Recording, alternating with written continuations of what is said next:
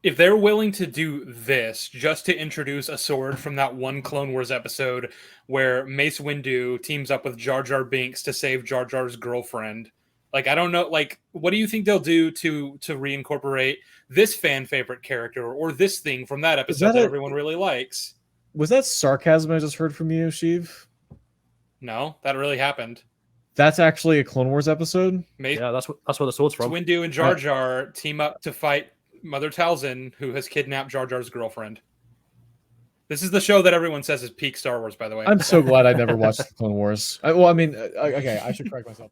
Before we begin, there are a few things that need to be addressed. The responses I got for the last video were about what I expected. A lot of my follower base were already not the biggest fans of Clone Wars, so the reaction ended up being mixed between those who were salivating at the prospect of me ripping into this show and people who were rather unhappy with me for setting my sights on the greatest piece of Star Wars of all time. The latter of which can be delegated into 3 different categories. Category 1 consists of those who saw the title and thumbnail, showed up just long enough to tell me I'm wrong, and then left. Some of them were followers who no doubt rescinded their subscription, and some probably just saw my video on their recommended tab and took offense to the concept that someone doesn't fully agree with them 100%. I don't really mind that though, because I've taken great pains to cultivate an audience who actually want to engage in a healthy and fruitful discussion, even if the conclusions we end up drawing from those are less than ideal. This channel is meant to be about following the truth wherever it leads. It just so happens to also mostly pertain to Star Wars because that's what I'm interested in. And if that's something you can't jive with when it's your sacred cow on the chopping block, there's the door. I would like to give a special thanks to those in category 2 though. They're the ones who were hesitant to agree with my premise because it's a show they like, but they heard me out anyway. I got a lot of comments saying that they love the show, but that I made good points and they can see where I'm coming from. Others wildly disagreed with me and were happy to lay out why, but either way, you actually took the time to hear me out before simply telling me that I'm wrong, and it cannot be understated just how much I appreciate that, so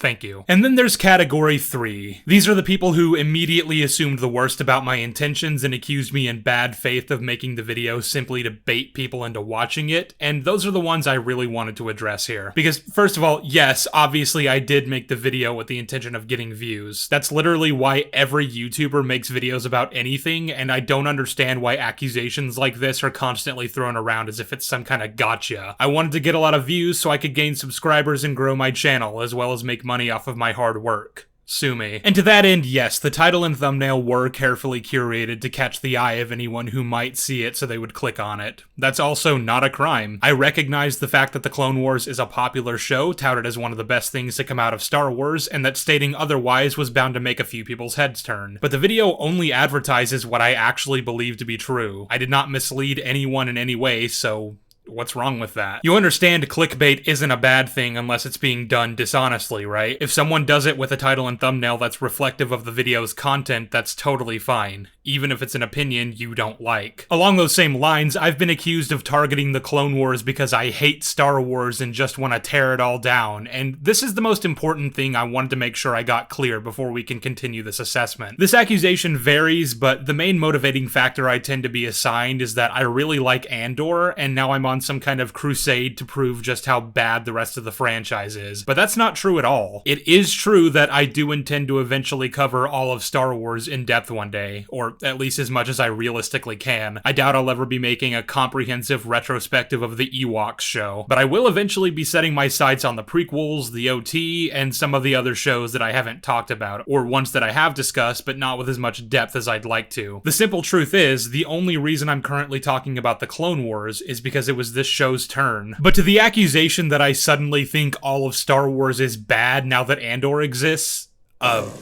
no. I still think A New Hope and Empire are good. Jedi is heavily flawed, but has a lot of really strong character work and emotional beats, and much of Rebels is pretty decent. Plus, there's an entire library's worth of books and comics that I've read and think are spectacular. And there are plenty more Star Wars things that I don't consider well made, but that I still like or love, including this show. Andor being as good as it is has not impacted my view of any of these things in any way. In fact, I started reconsidering whether or not The Clone Wars was good before Andor even came out. I didn't didn't start my rewatch until last January, but the Clone Wars video was being planned as early as August 2022, with Tales of the Jedi being the final nail in the coffin that made me really want to do this video. The only reason I didn't start it way back then was because I was busy with my Kenobi breakdowns, and as soon as I finished that, I got started on this. These long videos take quite a bit of time to make, so there's gonna be some delay when it comes to how fast I can keep up with the endless slurry of new Star Wars content being put out by Disney, but I can assure you Andor isn't nearly old enough to have strongly affected my opinions on most of the rest of Star Wars. Whatever I think of the franchise right now, I thought before that show came out, more or less. Now, all that being said, I understand why a lot of people might find my videos frustrating. It really does seem like I just hate basically all of Star Wars, but that couldn't be further from the truth. Like I already said, most of what I consider bad I still like, and I think it's worth making it clear that there is a difference between those two things. I can like a movie while thinking it's really bad, and I can dislike a movie that I otherwise recognize as well made. I personally found Blade Runner boring. It just wasn't for me. But I'm not gonna sit here and tell you it's a bad film because I don't believe that to be true. The point is, I'm a Star Wars fan. I love this franchise. I wouldn't be devoting so much of my time to talking about it if I wasn't passionate about it. And that's what this is really about. I'm passionate about these movies, and I'm passionate about this show, which is why I'm able to talk about it at length while also delivering it as a hot take to try to entice people into clicking on the video. But as long as I remain honest about my intentions and consistent with my standards, then no harm, no foul. But that's really the important thing. Consistency. I don't care what standard you uphold, I just want you to apply it consistently. I'd be willing to bet that a lot of you found my channel and others like it because we critique Disney Star Wars. And that's fair, because most of these movies and shows have been really, really bad. But by the same metric I and many others have used to determine just why that is, some of the things that you might like would also qualify as poorly written. The Clone Wars is just one of them. And I can assure you, it's not the only one. There are a lot of beloved works of fiction that don't hold up under this standard. And if that makes you rethink whether or not you want to use it, then fine. I just want you to know what you're signing up for when you say TLJ is bad and then point to a Mauler video to explain why. But now that I'm done airing out all the dirty laundry, we can get back to talking about the Clone Wars, so enjoy.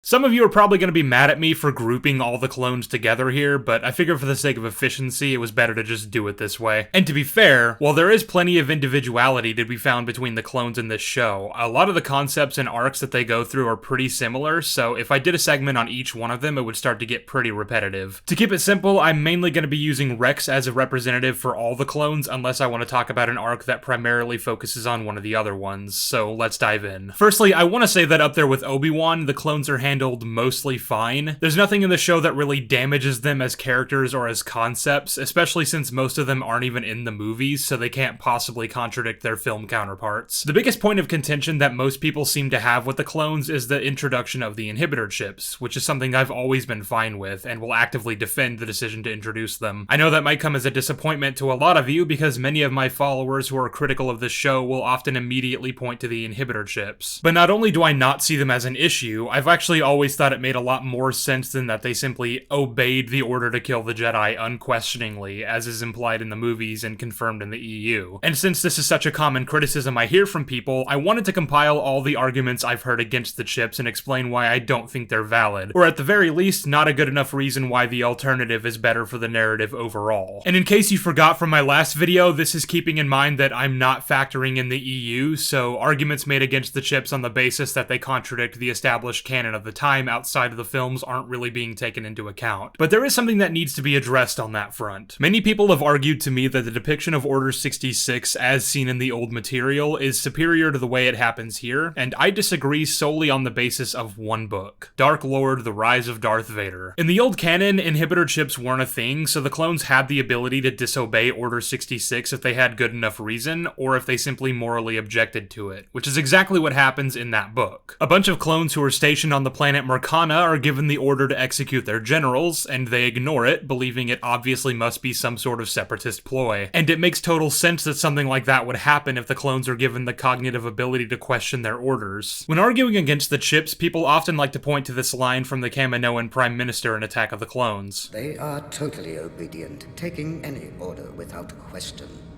We modified their genetic structure to make them less independent than the original host. But then they ignore this line from the very same scene. Clones can think creatively.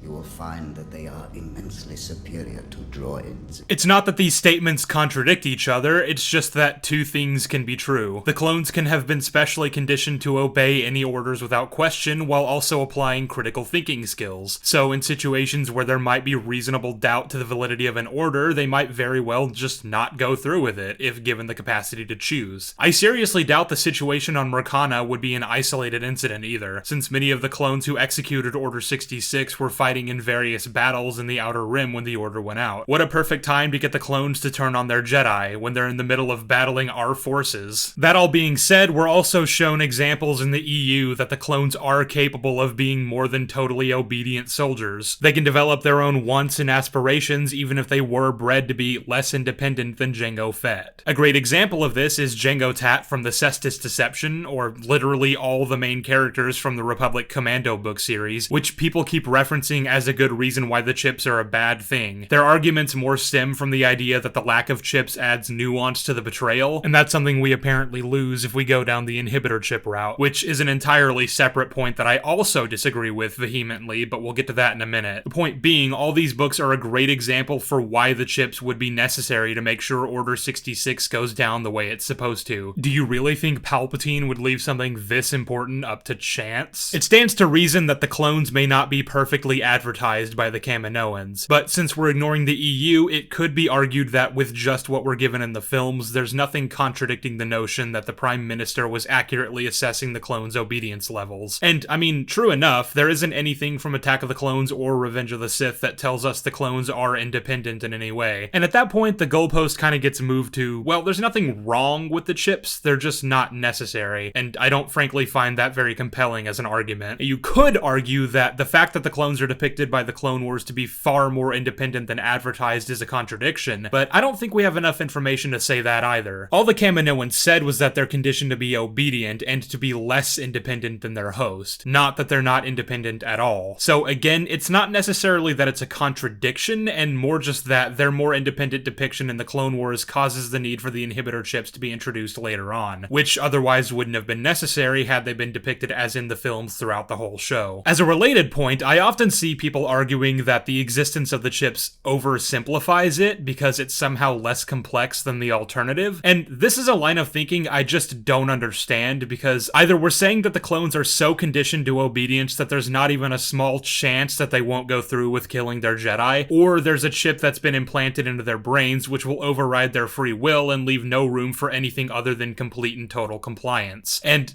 it kind of feels like we're saying the same thing here. Either the clones go through with Order 66 because they literally can't fathom not doing so, or they go through with Order 66 because they literally can't fathom not doing so. It's the same thing. Either way, you have the same exact benefits while also being able to expand on the characterization of the clones in different ways that only add to the tragedy. That, plus, like I already said, it makes it less of a risk factor for Palpatine. Why would he entrust the success of the most important part of his plan to a bunch of soldiers created by someone who says they're absolutely obedient? Yes, they've been fighting alongside the Jedi for 3 years, but if you tell them to, they'll waste them without a second thought, because we conditioned them to do so. Pinky promise. He's a salesman, Sheev, don't trust him! As a matter of fact, while we're on the subject of who knows what, not only do I staunchly defend the existence of the inhibitor chips, I'm gonna take a hard stance and say that without them, Order 66 really just doesn't make any sense. With the chips, the phrase execute Order 66 triggers a response in the clones' brains to enact an order that they didn't even know about. Nobody knew about it except for Palpatine, Dooku, and the Kaminoans. This allowed for the order to remain a secret until the time was right. But if Order 66 was just a standard order that all the clones understood the meaning of because it's just one of their protocols, then that opens up a logistical can of worms that I don't think we want to deal with. For one thing, it would have to have been a bill issued by Palpatine or some other senator during the Clone Wars and approved by a majority vote of senators, which I don't think would ever happen even with the Chancellor's wartime powers. And then it would have to be listed in the military protocol that the generals of said military somehow don't manage to hear about. So even if the bill somehow manages to go through, there's no way that the Jedi don't learn about it, and that already fucks with basically everything, because I somehow don't think they would be chill with fighting alongside an army that has an order to execute them whenever the Chancellor decides it's convenient. And actually, why would the senators be okay with the Jedi leading the war effort if there's apparently such a lack of confidence in them that they would approve of this order anyway? And you'd think the Jedi would be pretty suspicious of Palpatine if he's the one who motions this bill, which is essentially the only way it's getting passed at all. Him having executive powers is probably the only chance he might have to override the Senate voting against him, which of course would only cause him to lose a lot of their support, considering this is kind of a huge deal. Now suddenly I'm questioning how Palpatine ever managed to gain as much favor from them as he did, if he was so willing to completely veto them on important matters like this so early in the war. But then again, that's getting its own separate category. The point I'm ultimately making here is that without the chips, the only way the clones could possibly understand what Order 66 means would be if the information was available to everyone in the government and the military, and then we have all the problems I just raised about the Jedi knowing about it and the Senate not approving it. And this is something that I want to keep in mind because I've heard arguments against the chips on the basis that there's no way they could exist without eventually being discovered. And if that's the reason you're against them, then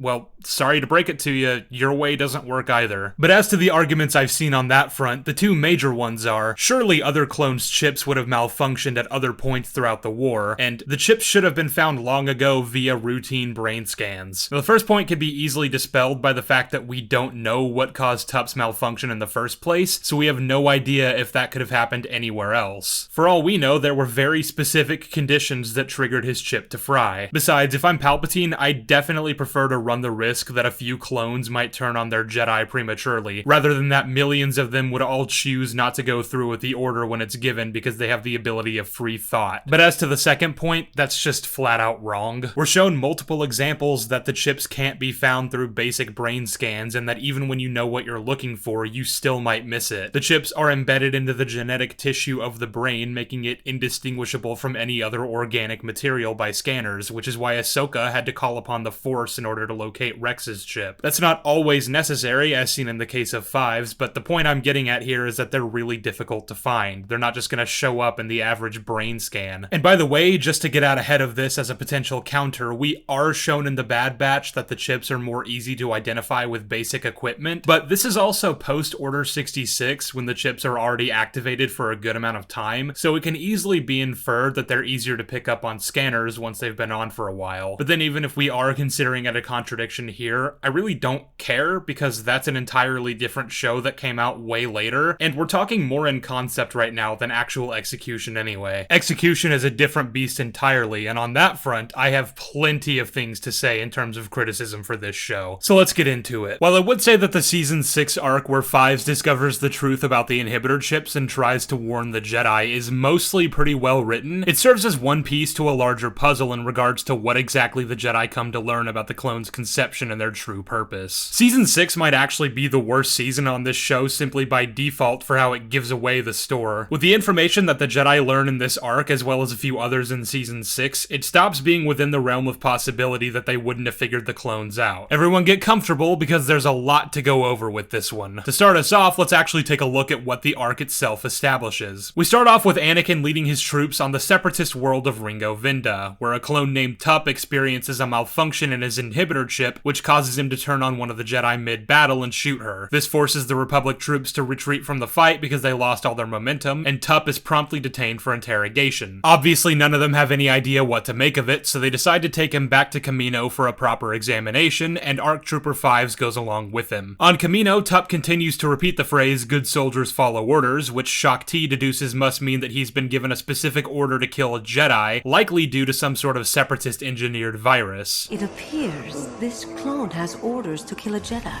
Perhaps the Separatists found a way to brainwash him. This is a piece of information that I want you all to hold on to. We also learn from this episode that the Kaminoans are aware of Order 66 and are in regular contact with Tyrannus, unbeknownst to even the Jedi, but they don't know the exact details of how Tyrannus actually intends to implement Order 66, just that it was ordered as a failsafe against rogue Jedi. You must remember, the chip is the safeguard against betrayal from rogue Jedi.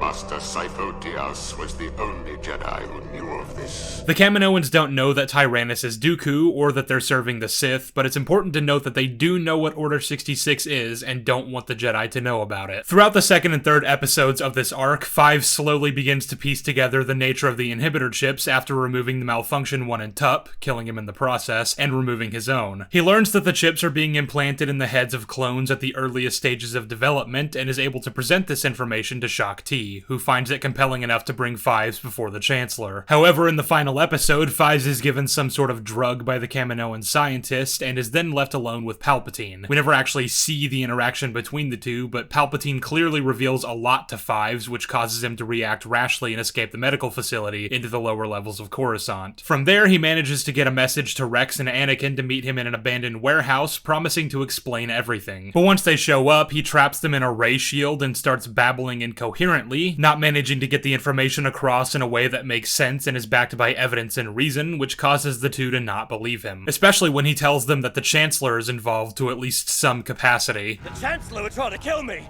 I promise you that! The Chancellor? He's in on it!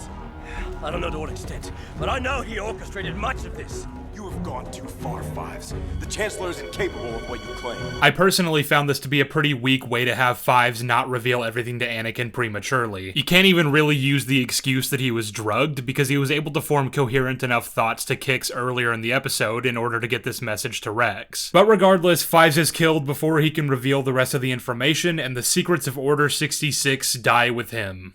Or do they?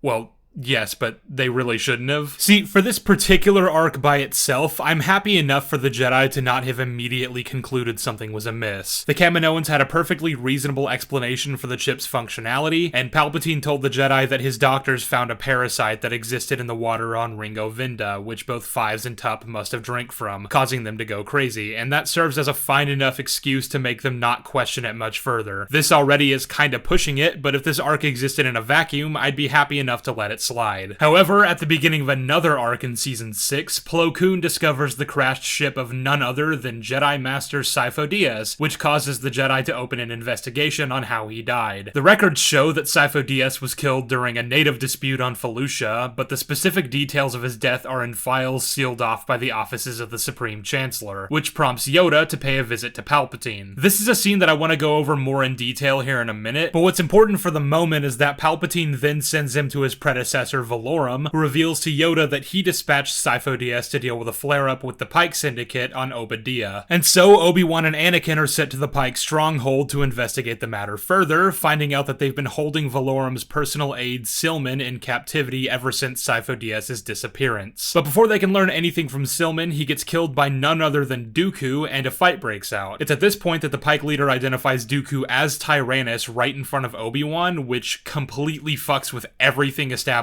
in Attack of the Clones. You have no business left with the Pike's Tyrannus. You are the man called Tyrannus? I told you everything you needed to know on Geonosis all those years ago, Kenobi. Then you must know Master Sifo-Dyas. Is he not the Jedi who hired you for this job?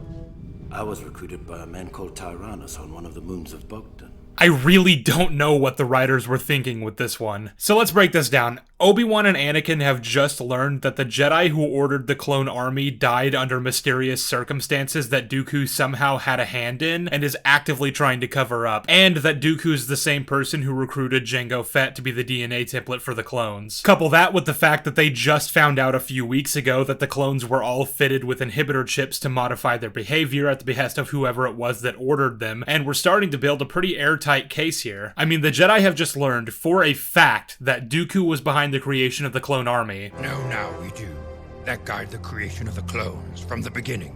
Dooku did. And for what purpose could he have possibly done so if not to eradicate the Jedi? Kind of as if when the chips take control, the clones have a specific and irresistible objective to execute Jedi. This clone has orders to kill a Jedi. But instead, do you know what the Jedi decide to do with this information? They call an emergency meeting wherein they actively make the decision to just ignore it, act like nothing's wrong. Yoda tells the council that they need to cover up their discovery from the Senate, even the Chancellor, and just hope that they can bring an end to the war before the Sith's design reach their climax. We've come this far, guys, we can't stop now. And besides, the clones have proven that they're good men and have had our backs in the past, so why stop trusting them now? I'm paraphrasing a little bit here, but these are all things that Yoda literally said. And like, I know hindsight is 2020, and so maybe I'm biased because I have access to information that the characters don't, but considering what I've already laid out, I'm not really sure what other conclusions the Jedi could have possibly come to. They know that Dooku ordered the army and was in charge of recruiting the person who gave them life. They know that there's a chip that can brainwash a clone and force them to go after Jedi specifically, and they know that Dooku caused the death of the Jedi who was said to have ordered the army and then covered up his murder. Literally, what other conclusion is there to reach than that the clones were created to kill the Jedi? There's even a line in the Fives arc where he accuses the Kaminoans of being in on a separatist plot, naturally assuming that if there are designs to turn the clones against the Jedi, the separatists would most likely be behind it, and Palpatine is able to wave away that silly notion because the clones were ordered long before the CIS were ever formed. A separatist plot from before the war even started?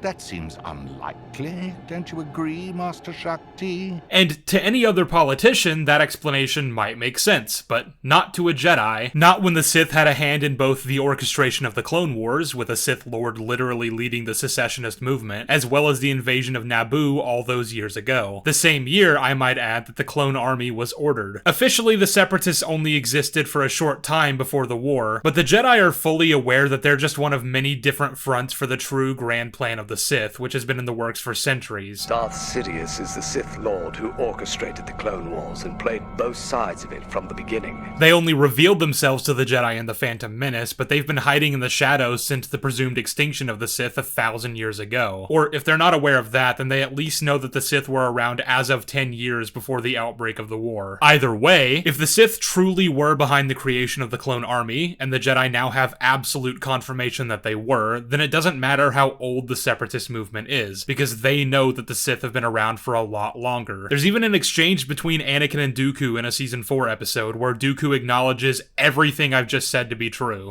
Why bring the war to Naboo? How quickly you forget. The war started here years ago. You were a part of that first battle? The Sith control everything. You just don't know it. I would almost accept this line from Palpatine to lampshade the concept that the clone conspiracy was orchestrated by the Separatists, where they're not a Jedi standing right next to him when he said it, for all the reasons I've already laid out. But because there was, I don't know how we can conclude anything other than that the Jedi are idiots. But even with all that said, there's still more to go over. Let's draw it back a bit and go over something that was revealed all the way back in Attack of the Clones. In that film, Count Dooku reveals to Obi-Wan that the Senate is under the control of the Sith Lord Darth Sidious. What if I told you that the Republic was now under the control of the Dark Lord of the Sith? Hundreds of senators are now under the influence of a Sith Lord called Darth Sidious.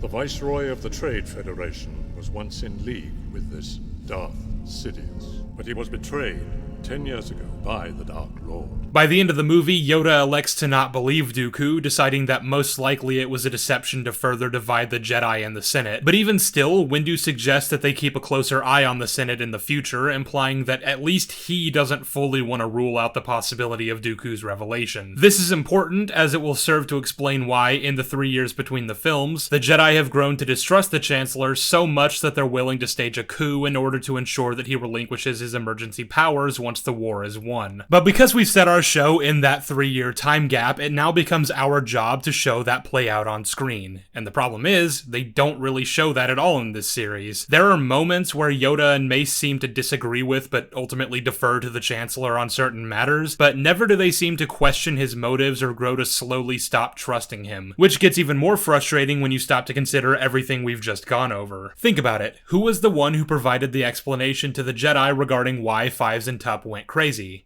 Palpatine. Who was it that dismissed the idea out of hand that the Separatists were involved in the creation of the clones simply because they didn't exist as an entity when they were ordered, despite the fact that he would have known better than anyone else that the Sith were involved in the invasion of Naboo? You can't even argue that the Jedi would have kept Darth Maul a secret from the Chancellor, because Padme also knew about him and would have told Palpatine. And in the same scene, who was the one who requested a moment alone with the presumed dangerous Fives and caused him to go ballistic and start accusing him of being in on the conspiracy? He made these accusations to Anakin, need I remind you. On its own, accusing the Chancellor of being heavily involved with the conspiracy to turn the clones against the Jedi sounded ludicrous to Anakin, but with the added context that the Senate might be in the control of the Sith, there's at least the possibility that what Fives is saying could have some validity. Maybe you could argue that Anakin's blind trust in Palpatine might have clouded his judgment, but Rex has no such loyalty, and I see no reason why that wouldn't have made it onto his official report. And I haven't even mentioned the best part yet. Remember the scene I mentioned in the episode where the Jedi were investigating the death of Sifo Dyas and Yoda goes to talk to Palpatine? I skipped over the specifics of what exactly happened in that scene to make a different point, but now that we're pointing the finger at old Sheev, I want to take a look at the exchange that he has with Yoda. And wouldn't you know it, the very first thing that happens in this scene is worthy of note and should be raising some red flags for Yoda. So, for some reason, Palpatine pretends to not know who Sifo Dyas is, as if he's just some random Jedi who died a long time ago and not the person who placed the order for the army that's currently fighting the war that he's leading. Master Sifo Dyas.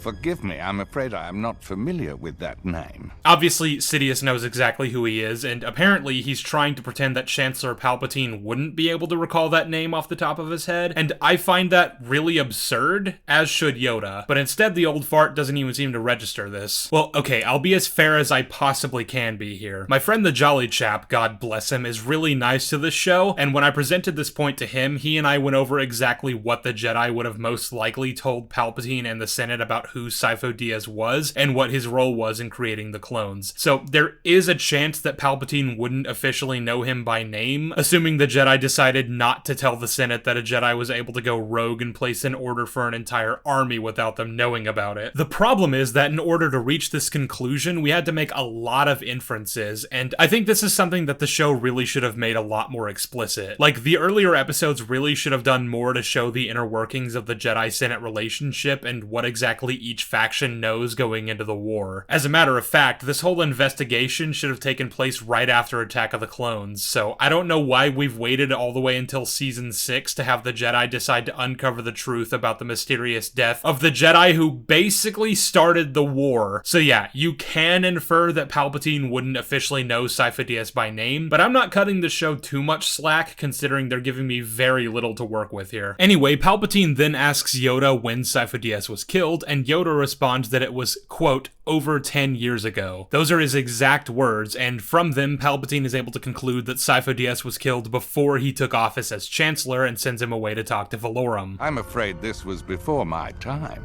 10 years ago, I was a humble senator serving the planet Naboo. Now, that's not true. Officially in the timeline, there's a 13-year gap between The Phantom Menace and Revenge of the Sith, with Attack of the Clones taking place 10 years after Episode 1, and the Clone Wars spanning for the 3 years between Episodes 2 and 3. Considering this is an episode that takes place in the tail end of the second to last season, there's no way we're not at least coming up on year 3 of the war, if not there already, which means that this would take place at least 12 years after The Phantom Menace, which is when Palpatine was elected Chancellor. So the fact that Yoda never specified the exact length of time since Sifo Dyas was killed, electing instead to vaguely say that it happened over 10 years ago, should not mean to Palpatine that it happened before he took office, and Yoda should absolutely have caught this discrepancy. I know a lot of you will probably say I'm hyper nitpicking right now, and I'll level with you. I kind of am. If this scene existed on its own, it really wouldn't have been that big a deal that Palpatine made these slip-ups, especially if we're going with the option that he wouldn't officially know the name Sifo Dyas. But with all the other context we've already gone over, you would think someone as smart as Yoda might have put 2 and 2 together when something this obvious is staring him in the face. It's such a bizarre scene because it could easily have just been slightly altered while not changing the plot of the episode at all. So, to recap what we have so far, the Jedi have learned that Count Dooku ordered the creation of the clone army and orchestrated the death of Sifo Dyas, is masquerading as an entity called Tyrannus, the same man who recruited Jango Fett to be the template and who would later employ him to act against the Jedi, and he told Obi-Wan that the Senate was under the control of a Dark Lord of the Sith, which can now be backed by the fact that Palpatine lied to Yoda, dismissed the notion that the Separatists could be involved in the clone conspiracy despite evidence existing to link the Confederacy with the Sith, who were active around the same time the clones were ordered, and who was accused by Fives as having been in on the conspiracy after spending only one moment alone with him. That right there would be more than enough evidence for the Jedi to recuse themselves from the war, public image be damned. Trying to bring a swift end to the war before the Sith plan is enacted is no longer possible, because at this point you guys would be idiots to not know that the clones were created by the Sith to kill you and that Palpatine is in on it. How the fuck else did you think that was gonna play out? I don't even want to hear the excuse that they couldn't withdraw because the Republic would lose the war without them, because I genuinely believe the Jedi would rather take their chances with the Separatists than have a Sith Lord control the galaxy and hunt them to extinction with his own personal army. Oh, and hey, let's just throw another one onto the pyre, why don't we? In the arc where Yoda learns about the existence of Force ghosts and how to become one, he travels to Dagobah on Qui-Gon's behest and is shown several visions of the future, one of which showing the Jedi going into battle against the clones and being killed by them. So if the already overwhelming evidence that these clones were engineered by the Sith with the specific goal in mind to exterminate Jedi wasn't enough, we now have Yoda seeing visions of the exact event playing out. God, Season 6 is a nightmare. So yeah, long story short, the Jedi are idiots. But before I actually get back to talking about the clones, I feel it's really worth hammering this point home. The counter I'm expecting for this is that by the time the Jedi figured all this out, it was already too late in the war for them to back out. That's a defense I've heard from others when I presented them this argument, but I really don't believe that to be true. I recognize that they care about the Republic and they don't want them to lose the war, but if they have this information in mind, then they would have to realize that the officials representing the government they've sworn to serve are under the corruption of the Sith, and it's a problem that needs to be rooted out from within. If they were to sit out the rest of the war, maybe retreat to other temples or hideouts in other parts of the galaxy and wait to see who comes out on top, then once the carnage is over, they can deal with whichever side is left. If it's the Republic, then they can offer their services once again under the condition that the clones are decommissioned, and if that request is refused, then they would simply remain permanently recused from the affairs of the Republic. Or alternatively, enough senators might vote for the discontinuation of the clones now that they're no longer needed and the problem takes care of itself. And if the Separatists win, then, well, the Jedi no longer have to worry about the clones, do they? I know you guys might argue that what I'm suggesting here sounds absurd, but whether or not the Jedi seriously humor this hypothetical, I'd at least like to see this conversation being had. If you're gonna have them uncover the amount of information that they do in this season, then you have to show them discussing the merits of continuing to fight in the war when they know they're set up to fail. What we're given in this scene just isn't enough. I get the feeling that the showrunners were relying on the fact that this was the final arc of the last season at the time, so we could all just kind of interpret it as though Revenge of the Sith is just around the corner, meaning the Jedi didn't have time to deal with these revelations before they were acted upon. But that doesn't really work now that Season 7 exists, does it? But with all that said, I want to go back to talking about the clones and dive into some of the episodes that try to characterize them. And I'd like to take a look at an arc that a lot of people really like, and for reasons I completely understand. It's actually one that I've always considered pretty good overall, but with a small asterisk. And these are the episodes that people immediately think of when talking about the clones and how they're developed in this show. So I know if I say anything bad about it, I'm in for a reckoning. But the thing is,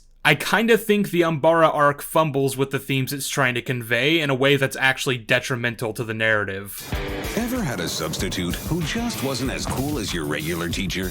Stand at attention when I address you. That's the way Rex and the clones are feeling about Jedi Master Krell. So this arc really needs no introduction, but I'll go ahead and lay out the premise anyway. We find ourselves once again following Anakin and Obi-Wan leading their troops to capture a world controlled by the Separatists. The native Umbarans are in league with the Confederacy, and they have technology so advanced that they give the Republic forces a run for their money. Add that to the already harsh and hostile conditions to be found on this planet, and the clones are in for a rough time. The perfect setting for some great development. All of a sudden, Anakin is notified that Chancellor Palpatine wants him back on Coruscant, and so he's replaced by a Jedi Master named Pong Krell, who's become infamous among Star Wars fans as one of the most hated characters in the entire franchise. The reason being that he has a strong prejudice against clones, regarding them as little more than glorified glorified cannon fodder and referring to them by their numbers rather than their names. Plus, he has one of the highest clone casualty rates among all the Jedi generals. He sees them as a means to an end, and he doesn't care how many faceless clones have to die to achieve his desired results. Considering who Anakin is as a character and his methods of conducting himself with his men, the clones find Krell to be a stark contrast to what they're used to, and obviously they don't really like him. But they're good soldiers, and they don't have to like him as long as the mission gets done. They're loyal to the Republic no matter what, and they're all ultimately working toward the same goal, even if they don't agree on precisely how to get there. And so what follows is a series of mishaps where the lives of clones are put in needless peril for the sake of small things, like accomplishing the objective slightly faster than they would have otherwise. And I really do mean it when I say that there's a lot of great stuff to be found in this arc. You have the clones, represented mainly by Rex, grappling with the difference between following orders and doing the right thing, figuring out when to say no even when it's to a commanding officer, dealing with the morality of following orders that you know aren't correct and determining what lines are just not worth crossing. And of course, since we know where this all eventually leads, it's all the more tragic watching these clones discover these ideas and reconcile them with what they were raised to believe from infancy. But I think where this arc falls apart is when it's revealed that Krell is actually a traitor. It turns out that he turned to the dark side at some point and is hoping to gain favor with Count Dooku and become his new apprentice by actively sabotaging the Republic's efforts and killing as many clones as possible. It's literally the exact same issue I had with that stupid fucking droid arc in Season 1 amped up to 11. What we initially understood to be a very rigid and by-the-book Jedi who considered clones disposable if it meant furthering the goals of the Republic is actually just a Sith wannabe who's really mean. I understand that this is a kid's show, but I really don't get why the Clone Wars seems to be allergic to nuance. Making Krell just some evil asshole who doesn't actually care about the Republic takes away any of the drama regarding how the clones view the situation they're in. Before, they may have hated him and disagreed with his treatment of their brothers, but so long as he was serving the Republic, there was actual tension in whether or not they'd be able to bring themselves to mutiny against him, and what it would mean for them going forward if they did. But now it's like, well,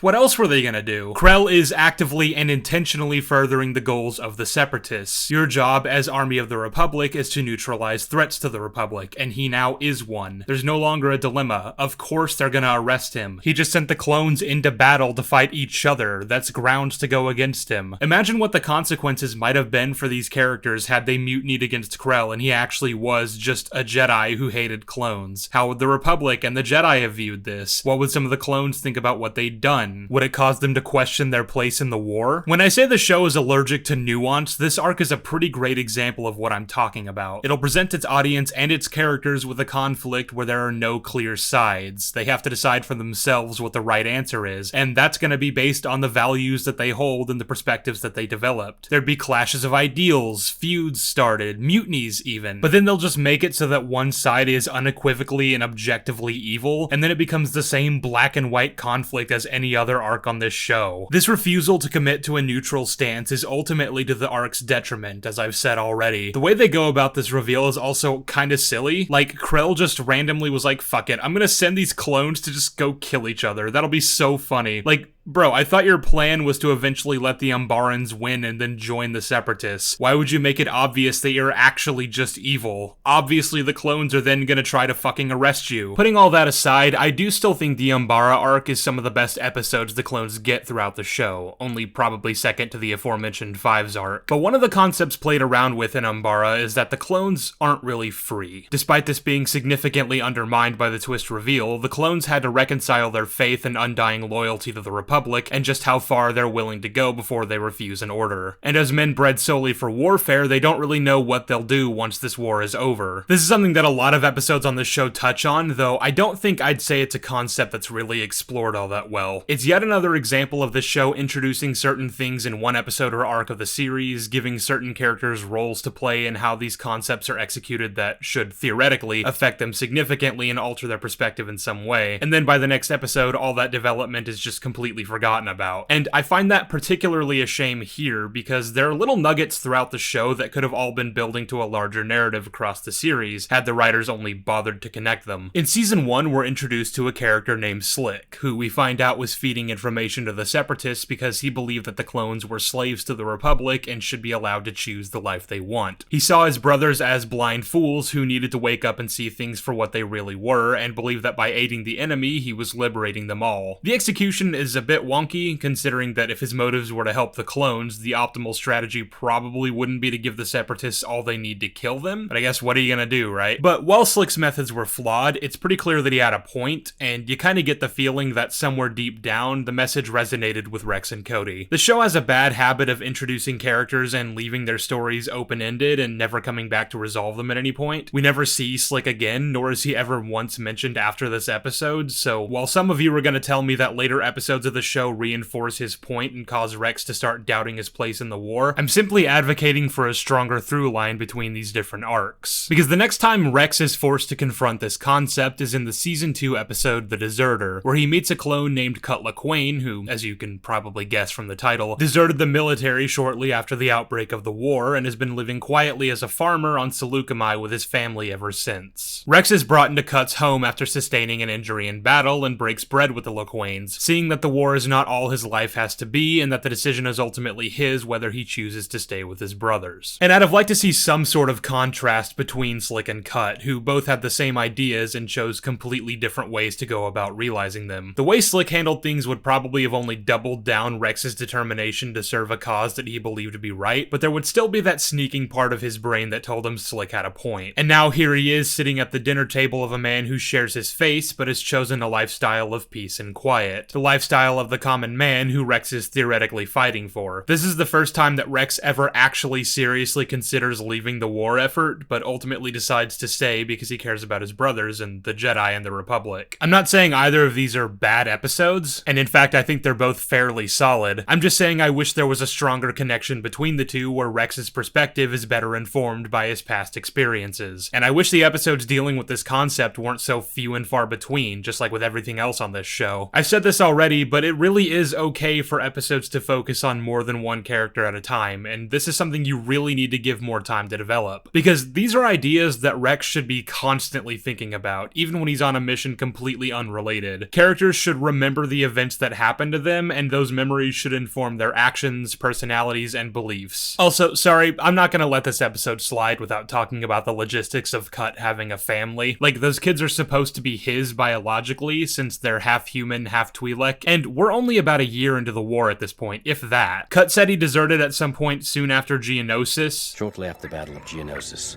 our troop transport got caught between two separatist gunships. I knew there was no hope.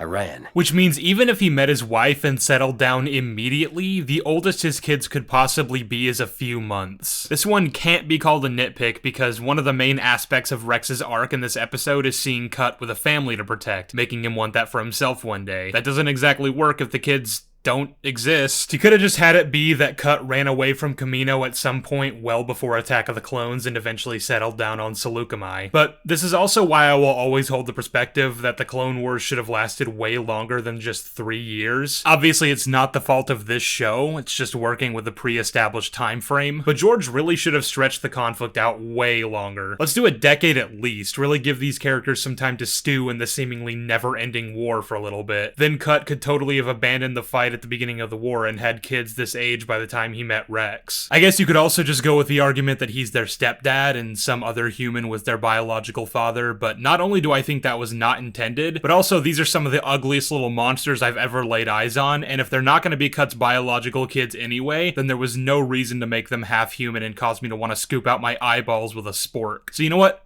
Fuck you. They have to be Cut's children, otherwise none of this was worth it. I'm putting my foot down. But anyway, like I already said, I've been mainly using Rex as representative of all the clones here, but there's one other clone that I really want to talk about before we move on, because I found what they've been doing with him in the Disney canon to be really annoying, and it all started with this show. As you've probably already guessed, I'm talking about Echo. Echo has been a part of this show since season 1, and was a fan favorite to a lot of people as he rose through the ranks and made ARC Trooper. When he was killed off in the Season 3 Citadel arc, I remember a lot of people losing their minds, and I honestly couldn't blame them. Die-hard fans of this show will already know that plans to resurrect Echo in one of the later seasons were being made all the way back since before the show's premature cancellation. The Bad Batch arc that starts off Season 7 was actually one of the original unfinished arcs that got released back when it looked like we weren't getting any more of the Clone Wars. But originally, that arc didn't end with Echo joining the crew. It was just a generic Clone Wars ending where the team all got medals for their valor. It wasn't exactly anything to write home about, but it was fine, and it frankly made a lot more sense than him joining the Bad Batch at the end. I get that the angle they were going for is that Echo no longer feels he fits in because he's all dehydrated and shit, but Rex and the 501st are the only family he's ever had, and he barely knows the Bad Batch. They spent the entirety of this arc casting doubts about his true loyalties and just generally being assholes to him and the rest of the clones. He has no real reason to want to go with them beyond the fact that they're also genetically mutated clones, and this is just not something that was set up in the arc. The reason it happened was because they'd already decided they were going to make a Bad Batch show and they wanted Echo to be in it because the fans really like him, which is especially frustrating because he then becomes nothing more than an ornament for the fans to go, hey look, I know that guy. He's given nothing to do throughout all of Season 1 and doesn't even really react when Rex tells the Bad Batch about what Fives uncovered. Then in Season 2, they heard all the complaints about how Echo didn't do anything, so they overcorrected by randomly developing a strong relationship between him and Omega, and then having him fuck off for half the season. He left Rex to go hang out with these guys, did nothing, and then went back to Rex, accomplishing nothing. I understand that these are more so criticisms of the Bad Batch, and I said in part 1 that I'm going to try to avoid talking about the shows that came later, but the reason this is worth bringing up is because had you kept Echo with the 501st for the rest of Season 7, you could have told a much better story than what we eventually got with him. What if he'd actually been there for the Siege of Mandalore, and then when Order 66 went down, the chip didn't work on him for the same reason it doesn't as seen in the Bad Batch? If all regs were programmed,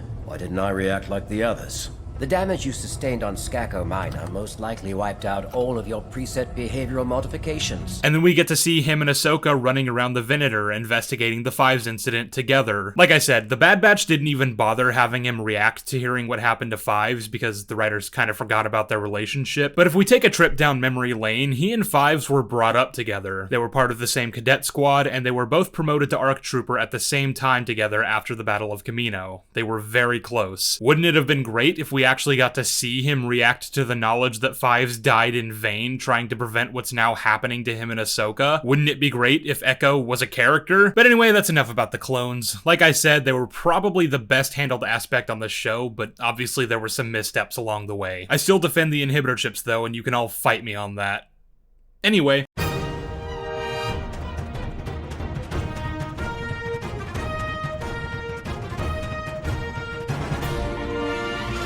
Count Dooku is probably one of the most interesting characters in all of Star Wars, if you ask me. The Jedi Master who left the Order because he saw their over-involvement in the affairs of the corrupt Republic and eventually declared war against them to root out that festering corruption and establish a new order, and one who has a personal connection to both Yoda and Obi-Wan. All of that is ripe with potential, but unfortunately isn't ever realized in the films or this show. At best, Attack of the Clones hints toward a more complex character underneath the surface, but it's only a small glimpse, and it's frankly a waste of Christopher Lee's talents. And this is when people would typically point to the EU, but as much as I will almost always sing the praises of the old expanded universe, I'm not gonna sit here and pretend Dooku was consistently characterized there either. It almost feels like the different authors of the multimedia project didn't know whether to make him a sympathetic villain who wishes things could be different but knows that the only way to affect real change is by tearing down the current regime and replacing it with something better, or a cackling maniac who just wants to hurt people. The Revenge of the Sith novel even went as far as to make him an actual racist, and all he wanted was to create an empire that discriminated against aliens, and yet, no, I don't know about that one, Chief. Suffice it to say, I don't think Dooku has really ever been handled that well in either continuity, and honestly, my take would be that he's best characterized in the Tales of the Jedi series, and even then there are problems with how he's done there, but we'll get more into that later. That aside, The Clone Wars is a show that should have expanded on Dooku a lot. I mean, it's called The Clone Wars, and it's about the Clone Wars, which were started by Count Dooku, so you'd think that he'd get a lot of desperately needed development throughout this series, right? Well, if you thought that, you're an idiot. Get fucked. He's actually not really in that many episodes overall, which I don't necessarily have a problem with if that means preserving him for when his involvement isn't necessary in the story. Like, I wouldn't expect him to show up for some run-of-the-mill battle. He has an entire war to lead and a Senate to maintain on top of that. Although, the excuse that he's busy doesn't really work, since a lot of the time, he'll just show up and do shit that could have been litigated to his guards or to an assassin. Like, why did he personally have to show up to kill Silman when that risked the chances of the Pikes recognizing and identifying him as Tyrannus? That was pretty stupid. It's a good thing the Jedi are even stupider. In any case, he's not in the show as often as you might expect, but when he does show up, he's really just an evil caricature meant to push the conflict this way or that. He doesn't get any development in his own right, nor do we ever really learn how he feels about any given situation or character. Like, remember how a bit ago I mentioned the fact that he has a personal connection to two of the main heroes on this show, and how Tales of the Jedi is the only thing that comes close to making anything of that? Well, yeah, there is never at any point across the entire show a moment where he mentions Qui-Gon or has any kind of meaningful conversation with either Yoda or Obi-Wan. There's an episode where he gets captured by pirates and is forced to work with Obi-Wan and Anakin to escape captivity, and never once do any of these characters talk about their respective connections to one another. Dooku never tries to convince Obi-Wan of why he believed Qui-Gon would have joined his cause, nor does Obi-Wan ever refer to or even seem to reflect on that conversation himself. And you might think Anakin would have a thing or two to say to Dooku about Qui-Gon as well, even if he only knew him for a brief time. In fact, how interesting might that have been? We talked in the previous video about how frustrated Anakin should have been feeling about the Republic's lack of regard for the cruel injustices faced by slaves in the Outer Rim, and how they only finally decided to involve themselves with the matter when the Separatists got involved with the Zygerians. Maybe Dooku could have been the one to point this out to Anakin. Maybe he could have reminded him that had he not been especially important, the Jedi would have left him on Tatooine to live the rest of his life in bondage. A plethora of angles here to explore, and I've only just scratched the surface, but the show does none of them. Instead, this episode never has any dialogue between these three characters that isn't jovial banter. It's mostly just Anakin and Obi-Wan making quips and Dooku calling them idiots, and then they escape and we're back to the status quo. I have nothing against scenes like this. In fact, I find them quite fun, but when that's all we get without anything substantive to round it out, I can't help but feel like I just had my time wasted. There's one scene in Tales of the Jedi Episode 4 where Dooku and Qui-Gon interact with one another, and this is their exchange. The Sith Lord is not to be trifled with,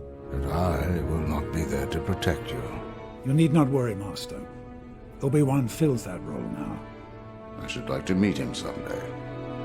You're always singing his praises. This is the last conversation that either of them had with each other, because immediately after this, Qui-Gon returned to Naboo with Queen Amidala and was promptly slain by Darth Maul. The rest of the episode follows Dooku in the immediate aftermath, mourning the loss of his apprentice. He even confronts Sidious, who he's already working for at this point, and Sidious tells him that the cause for which they fight will require a great many sacrifices. We see genuine regret on Dooku's face as he recognizes what he's helped create. Their conversation is then interrupted by Yaddle, and Sidious tells him to prove his loyalty by killing her. She says that whatever his past sins may be, he still has a chance to put things right here and now by helping her defeat the Sith Lord, but Dooku responds that it's too late for him and a fight ensues. The fight ends with Yaddle severely injured, unable to defend herself, saying that so many have already suffered and died for his so-called order. Dooku offers her peace by ending her life, firmly solidifying him as Palpatine's pawn and absolving him of any of those doubts he was having before. I really like this episode a lot, despite some of the small plot problems here and there, and like I've continued to say, it's easily the best we've ever seen of Count Dooku in all of canon, which is pretty sad because this really isn't that much, but regardless of the small runtime, there's a lot of characterization packed into this episode that's entirely absent in the Clone Wars. Dooku never once reflects on Qui-Gon's death and the last time they spoke with one another, nor does he seem to blame Obi-Wan for not being able to protect him from Maul. I know the show obviously came out before this episode of Tales, but my point isn't that the show doesn't reference an episode that came much later. It's that Count Dooku in the Clone Wars is utterly devoid of any real character and pretty much just exists to be evil and make life harder for the main characters. He doesn't have a perspective on things. His reasons for launching a war against the people with whom he used to fight alongside are never developed. He's just a generic mustache-twirling bad guy, and that episode of Tales of the Jedi really puts into perspective just how much potential he had. Besides, just because Dooku's characterization in the films is minimal doesn't doesn't mean there wasn't something there. We get a tiny glimpse of the larger nuances of who he is and what his goals really are, and from what can be ascertained, he isn't just an evil Sith Lord for the good guys to kill. I believe that regret that seems to so naturally come to him when he's speaking with Obi-Wan is real. I think he really does want to make the world a better place, and he thinks this is the best way to accomplish that. He may be a Sith Lord, he may be on the wrong side of history, but at the end of it all, he doesn't see that he has any other choice. He really thinks he's saving the galaxy. In the Clone Wars, you never get the sense that Dooku is doing what he does for any reason other than because he wants to. He's just an evil dick who gets off on causing others pain, even without reason, just because he can. But what of the prisoners?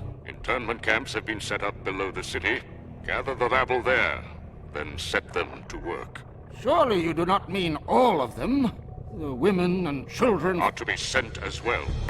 Turns out, he's the bad guy. You don't say. That's what I mean when I say he's generic and cartoony. It isn't just that he lacks sufficient characterization. He feels straight out of a 1950s superhero comic. He comes across like a Bond villain, only less clever. But my issues with Dooku don't begin and end with his lack of characterization. If that's all it was, I wouldn't really take much offense to this beyond basically any other character in the show. What really annoys me is that, for whatever reason, the writers of the show decided to take Dooku and make him a fucking idiot. There are very few points in the show where Dooku makes an intelligent decision, and 9 times out of 10, he is one of the stupidest fictional characters I've ever laid eyes on. It's fucking baffling. I've already given a few examples of this while talking about other points, like him revealing all that information to Anakin in the Season 4 episode, basically unprompted. Sith control everything. You just don't know it. Just want you to stop saying odd shit. But that's just one of many examples that I could use. Like, let's talk about the fact that his plan in the Clone Wars movie makes absolutely no sense and is the backbone of that film's entire story. The premise here is that the war has still just broken out, so a lot of different territories are still up for grabs from either side, which means alliances need to be made with people like the Hutts in order to use their shipping lanes for the war effort. So Dooku decides that in order to get Jabba to side with the Separatists, he's going to kidnap his son and frame the Jedi for it. And that plan is all fine and good, but the way it's actually executed is fucking hysterical. He has Rada brought to an abandoned monastery, waits for Anakin and Ahsoka to come rescue him, and then has Ventress film them from a distance while they're stuffing him into a bag, and Anakin says, "I hate Hutts." Which is important to note because Dooku then takes that footage and presents it to Jabba, and that line from Anakin seems to be what sells this deception. I hate Hutts.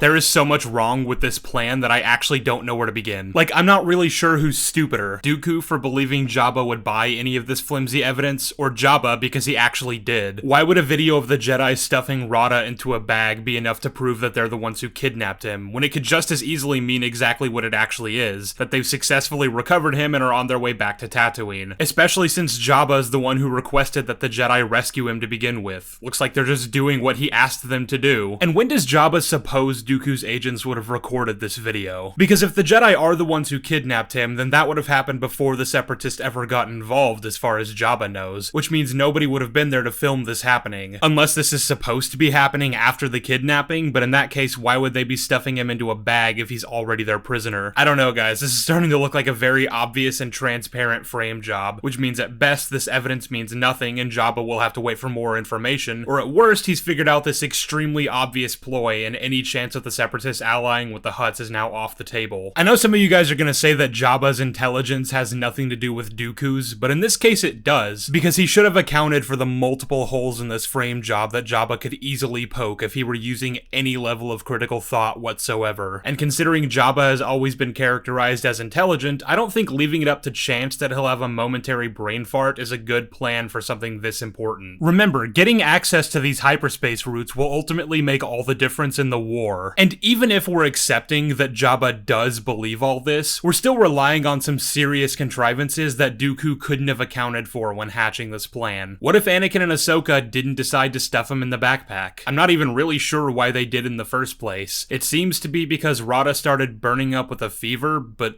why would that cause them to put him in a bag? Or were they just gonna do that anyway? There was no reason to do it, so I'm already classifying this as a contrivance, but it's doubly so if the reason was because Rada was sick, because how could Dooku have possibly accounted for that? And yes, it's not lost on me how pedantic this all sounds, but I'm making a point to note this because from what we're shown, the fact that the Jedi stuff Rada into a bag and the fact that Anakin says, "I hate Hutts," seems to be the only real selling point for this terrible frame job. I understand that that doesn't make any sense, but that's what the film seems to be telling us, so it's worth pointing out just how astronomically lucky Dooku was that all that happened. And then it gets even stupider, because for some reason, Dooku decides to tell Jabba that the Jedi killed his son, and I guess the idea is supposed to be that this will ensure Jabba hates them so much that he'll never ally with them in the war. But considering he already believes the Jedi were the ones who perpetrated the kidnapping to begin with, for some reason, you don't really need this. It would help, but it's not necessary, and it can be easily disproved if the child is then returned to Jabba alive. So now Dooku has to go out of his way to kill Rada before Anakin can get to the palace, when that wouldn't have been necessary had he just said nothing. Alternatively, Dooku could have sent his minions out to retrieve the Huttlet, and either he would have succeeded and delivered Rada safely to Jabba, solidifying their alliance, or if Rada ends up getting killed as collateral while he's fighting the Jedi, then Dooku could spin the narrative that they killed Jabba's son. Either way, Dooku gets what he wants, but telling Jabba his son is dead before Rada actually is dead is needlessly forcing Dooku to go to extra lengths that just wouldn't have been necessary, and runs the risk of jeopardizing the alliance. So essentially what I'm saying here is Dooku had a slam dunk and all he had to do was say nothing, but then he turned it into a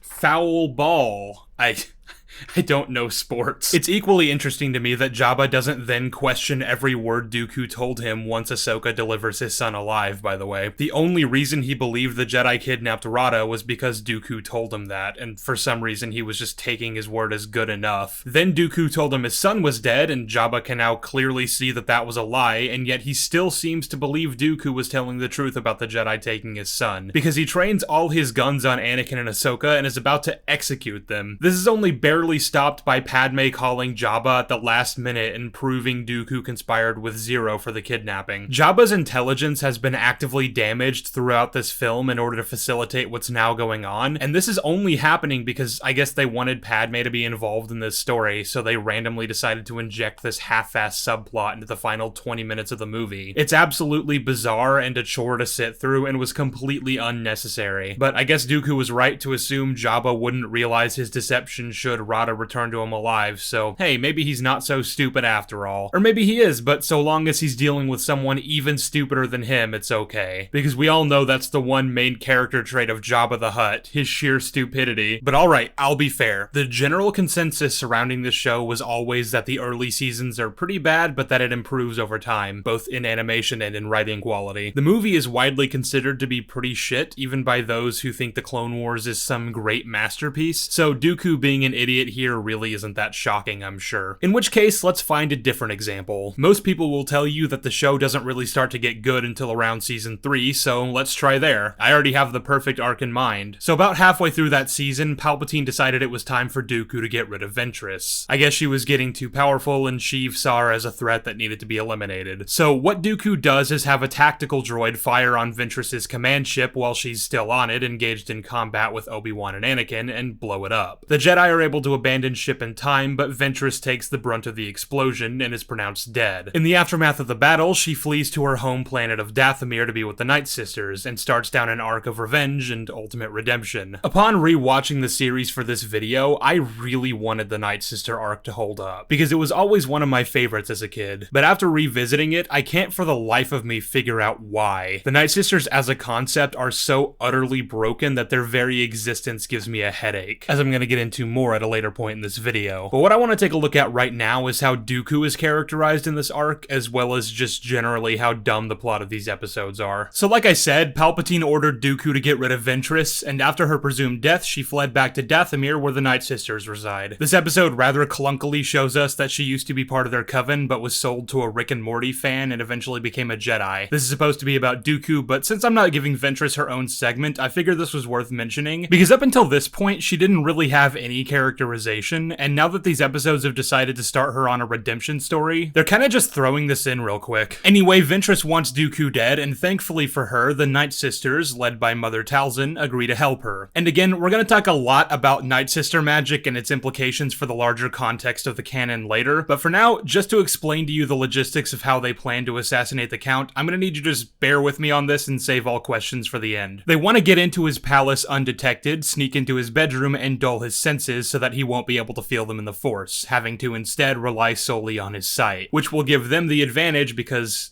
they can turn invisible.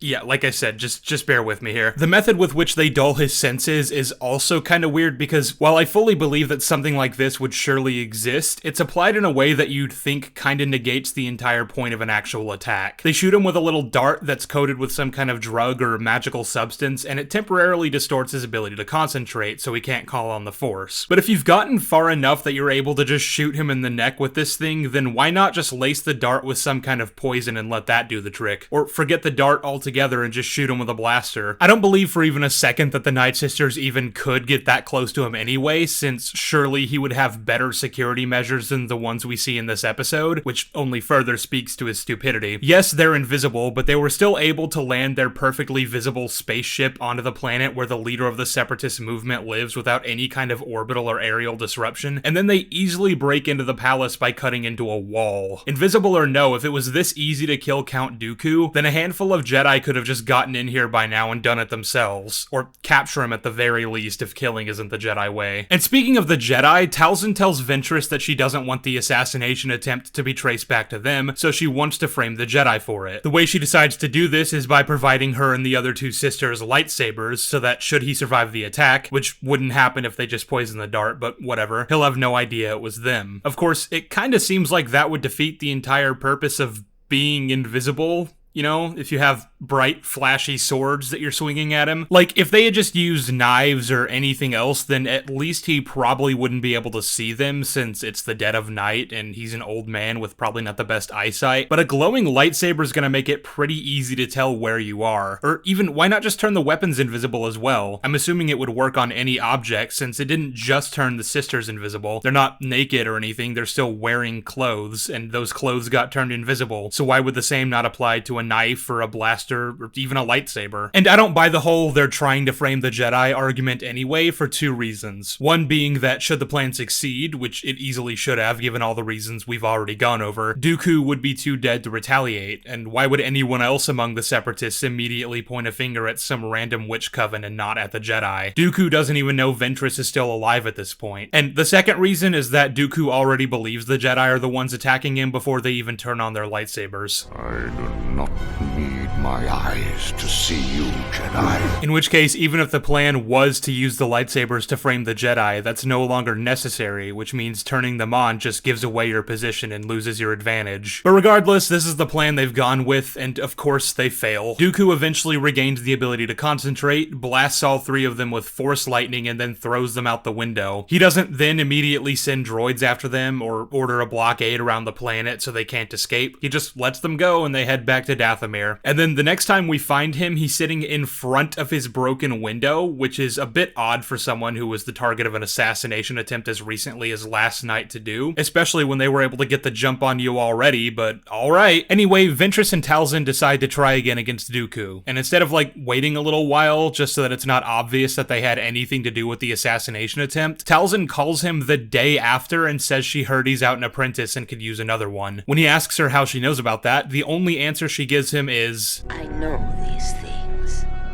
I have seen it. Which is extremely vague and should be throwing up so many red flags that Dooku just completely ignores. It's not like the apprentice that he just discarded used to be one of them, which I'm assuming is to his knowledge, because why wouldn't she have told him? Or why would he not simply have just done his research on her before recruiting her? And why would Talzin be worried about the assassination attempt being traced back to the Night Sisters if he doesn't even know they're associated? It's a pointless thing to infer anyway, since immediately after she says, After all, she was once one of us. close. Which would be a really stupid thing for her to say if that wasn't something Dooku already knew. So this means that from Dooku's perspective, this assassination attempt that he previously believed to be the work of the Jedi happened pretty soon after he betrayed his apprentice and left her for dead. And now, the very next day, the leader of the order she used to be a part of is telling him that she knows all about it, and not explaining how she knows. And now she's offering him a new apprentice, which he accepts, and he decides to go to Dathomir personally to meet with her. By himself, without any kind of security or anything.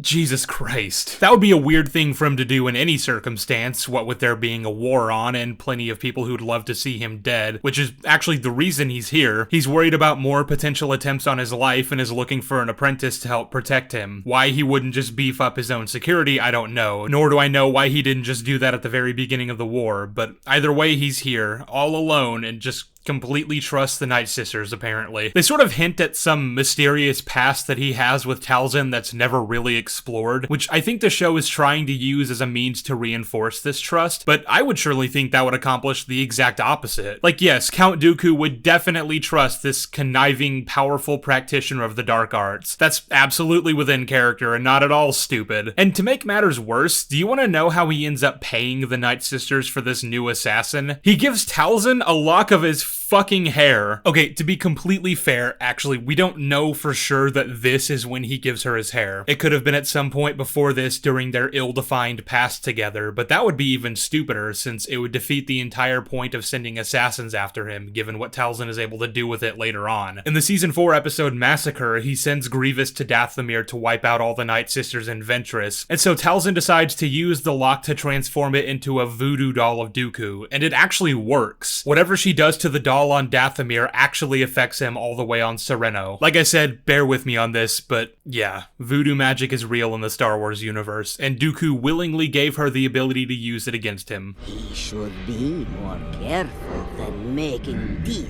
with witches.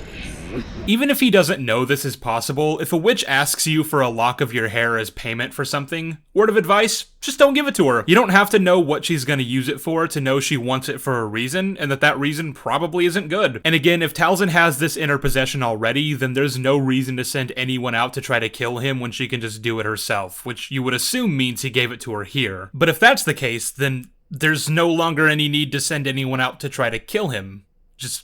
Just do it now. They spend the rest of the arc grooming a Night Brother to be Dooku's apprentice and eventually turn against him and help Ventress kill him, but you don't even need to do any of that now, so what's the point? Instead, she chooses to use the voodoo doll on him the one time that Separatist forces are actively attacking the planet, giving Grievous time to save his life, when she could have used it at any other point when he wouldn't have been able to do anything about it. I'm assuming the meta explanation is that the writers hadn't invented the voodoo doll yet, since that happened in a late Season 4 episode, and this arc takes place smack in the middle of Season 3, but what it reads like to me is that Talzin doesn't actually want to kill Dooku and is just leading Ventress on for no reason. You could argue that her ultimate goal was to send Savage out to go find Darth Maul, but why does any of this need to happen for her to accomplish that? She seems to know where he is, or at least how to find him, so just send Savage out there anyway. If you don't want Dooku dead and you don't care about what Ventress wants, then why bother with any of this at all? It's almost like Talzin isn't actually a character and just kind of does whatever the script needs for the plot to continue, but as a result, I have no idea who she is or what she actually values. Does she care about Ventress? Does she care about Savage and Maul? She knows Ventress and Savage hate one another, but I guess she wants to help them both even though they're enemies and want to kill each other. I don't know.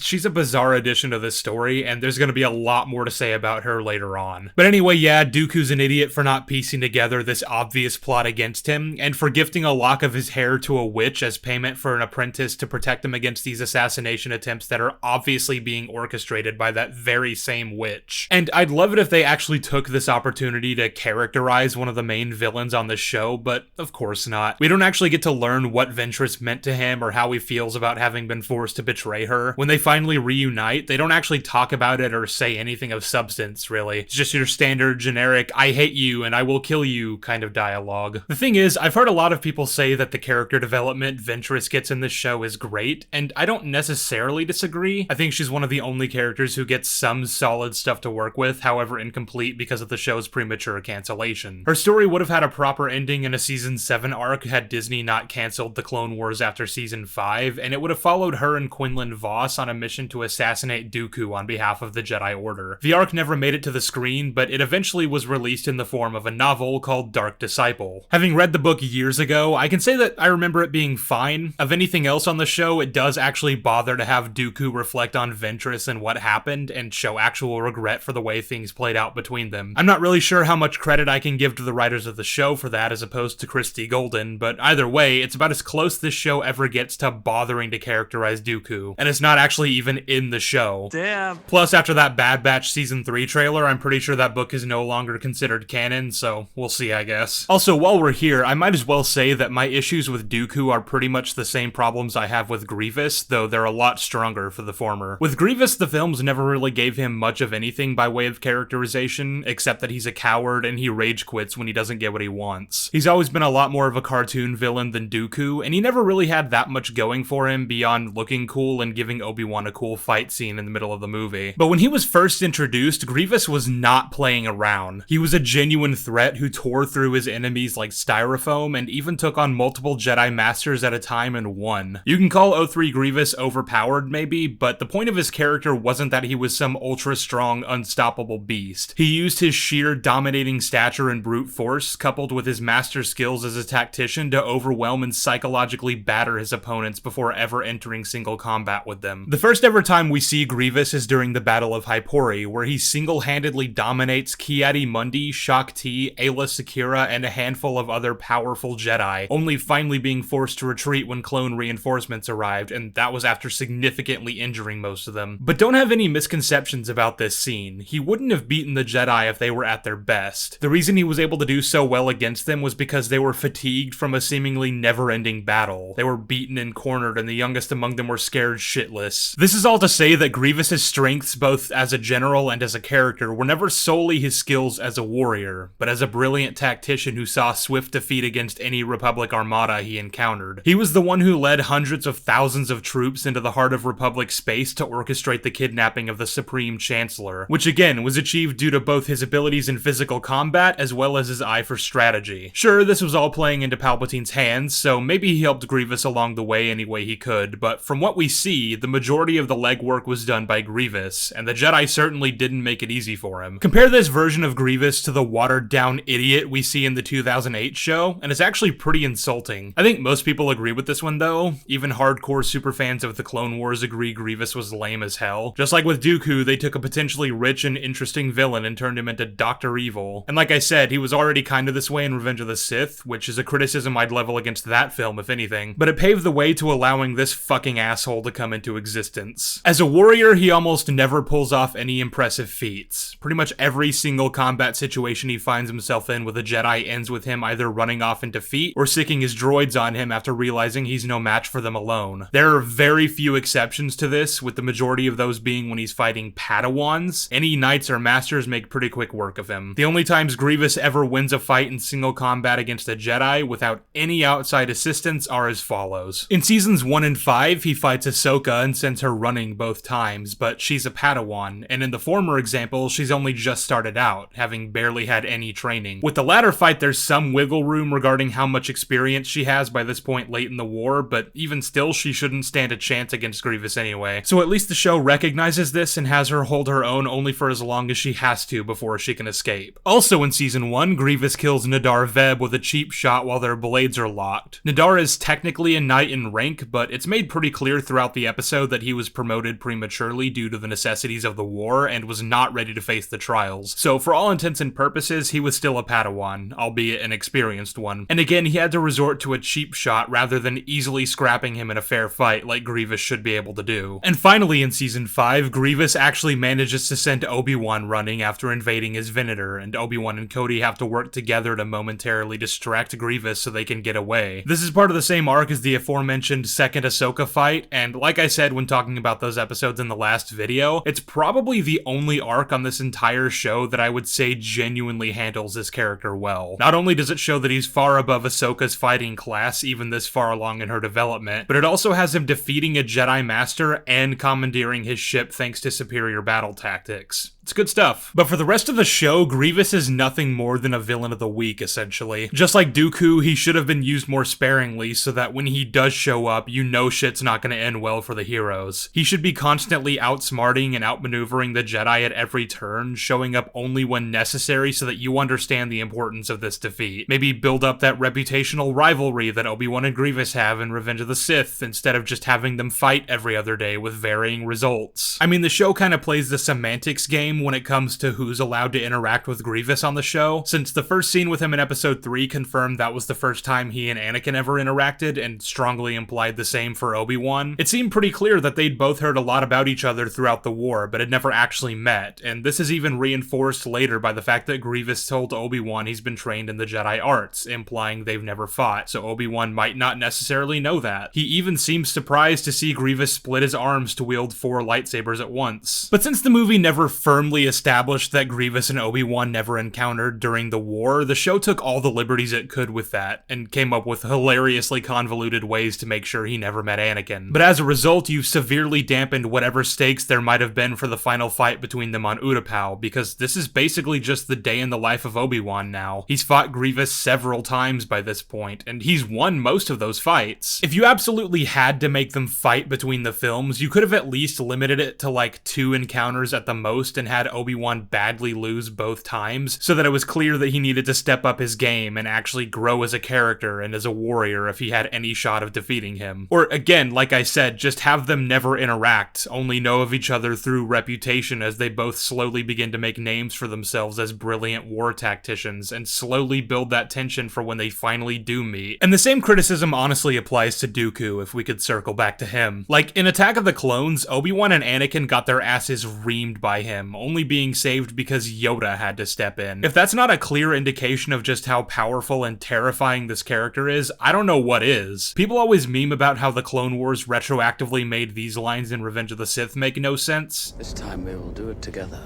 I was about to say that. My powers have doubled since the last time we met, Count. Because they both fight Dooku several times between the films, but I mean, yeah, kinda. The purpose of their fight against Dooku in episode 3 was to show just how far they'd come, both as warriors and as a duo. Where previously they'd failed because they lacked coordination and were up against an opponent far more powerful than them, here they knew what mistakes they made last time and were determined not to repeat them. They fought with a singular goal and complemented each other quite well. Dooku had to knock Obi-Wan out of the fight just to stand a chance of defeating Anakin, and even then we all know how that ended. Anakin had grown so strong that even someone who gave Yoda, the Grand Master of the Jedi Order, a run for his money was now on his knees at his mercy. This set the stage nicely for Anakin to step into the role of Darth Vader and help wipe out the Jedi. But that's all kind of undermined when barely a month after episode 2, Anakin and Dooku had a rematch and Anakin won. And it wasn't like he had help or he used his knowledge of the desert to outsmart him in some way. He just kind of knocked him down and stole his bike. This all goes back to what I was talking about in the last video. Anakin and Obi-Wan don't grow in this series. Where there was plenty of obvious development that supposedly took place for these characters between this and this, now the show just starts off with them already as their episode 3 selves, and nothing showcases that more than having them regularly fight Dooku and either defeat him or at least send him running. The villains on this show are really lame, scarcely and poorly characterized, and are a pale imitation of their original depictions in every single way. I mean, Christ, I didn't even mention the fact that Grievous gets taken down by a bunch of Gungans.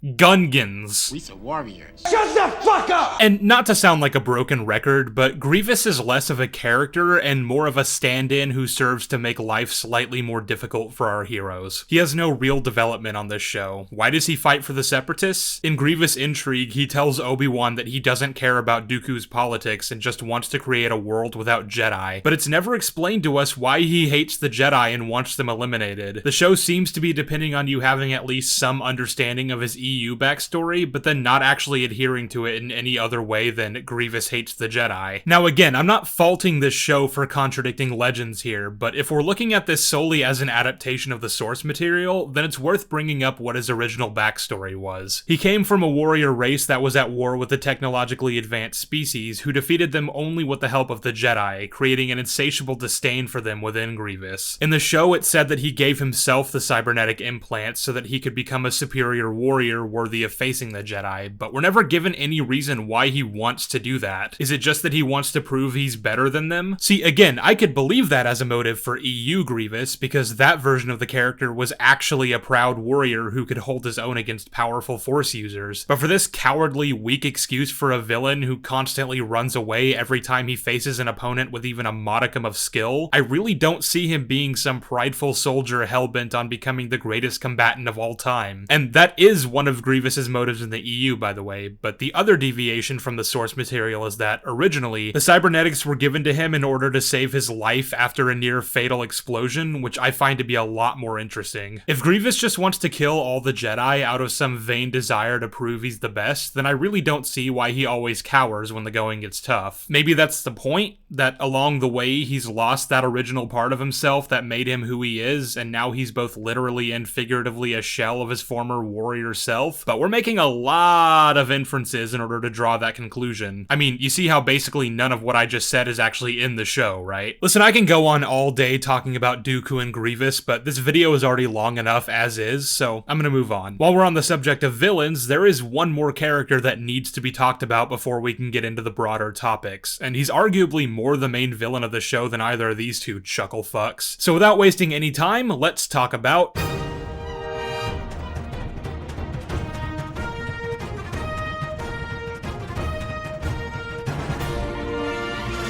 I have a lot of mixed feelings about the way Darth Maul is handled on this show. On the one hand, I don't really like that he was able to survive the injuries he sustained on Naboo, especially for over a decade without any sufficient medical treatment. Even if being cut in half didn't kill him immediately, nor the fall from that height, surely he would have died long before he ever got that set of spooky spider legs. His survival is beyond absurd and goes well past stretching my suspension of disbelief. It just doesn't work. And from a meta standpoint, Maul's survival opened the floodgates for several other previously dead characters to return with the vague explanation of they were too angry to die, which people for some reason seem to think isn't fucking stupid. The thing is, a lot of people like this show, and a lot of people like Darth Maul. I myself enjoy a lot of the things they do with him here as well as in Rebels, despite whatever yada-yadaing the show did to make that happen. And because of this, people like to use him as a shield anytime you criticize it happening anywhere else. If you didn't have a problem with Darth Maul coming back, then you don't get to be mad that Reva survived getting stabbed in the stomach at 2 different points in her life without ever receiving medical treatment, because she was motivated by revenge, you see. But I'm here to tell you that it's okay to like the way Maul is characterized here while still calling it stupid that he survived without any proper explanation. I'm gonna mostly skip over the logistics of how Maul comes back, because to do that I'd have to start breaking down Night Sister magic and how it works, and there's just so much to say about that. It's getting its own segment. For now, let's just say that he managed to survive on a desolate junkyard for like 12 years and somehow got attached to spider legs. There was like a talking snake named Morley who would bring him food and eat the scraps after the fact, so I guess he was able to somehow put them on Maul despite the fact that he doesn't even have hands. I don't know, whatever. I'm already not accepting this premise, because even if we were to allow for the explanation that a talking snake managed to fix Maul with robot legs, which are somehow able to function as a lower half to a humanoid being who needs to digest food, dispose of waste, and all sorts of other things you need a butt for, this still requires Maul to survive this,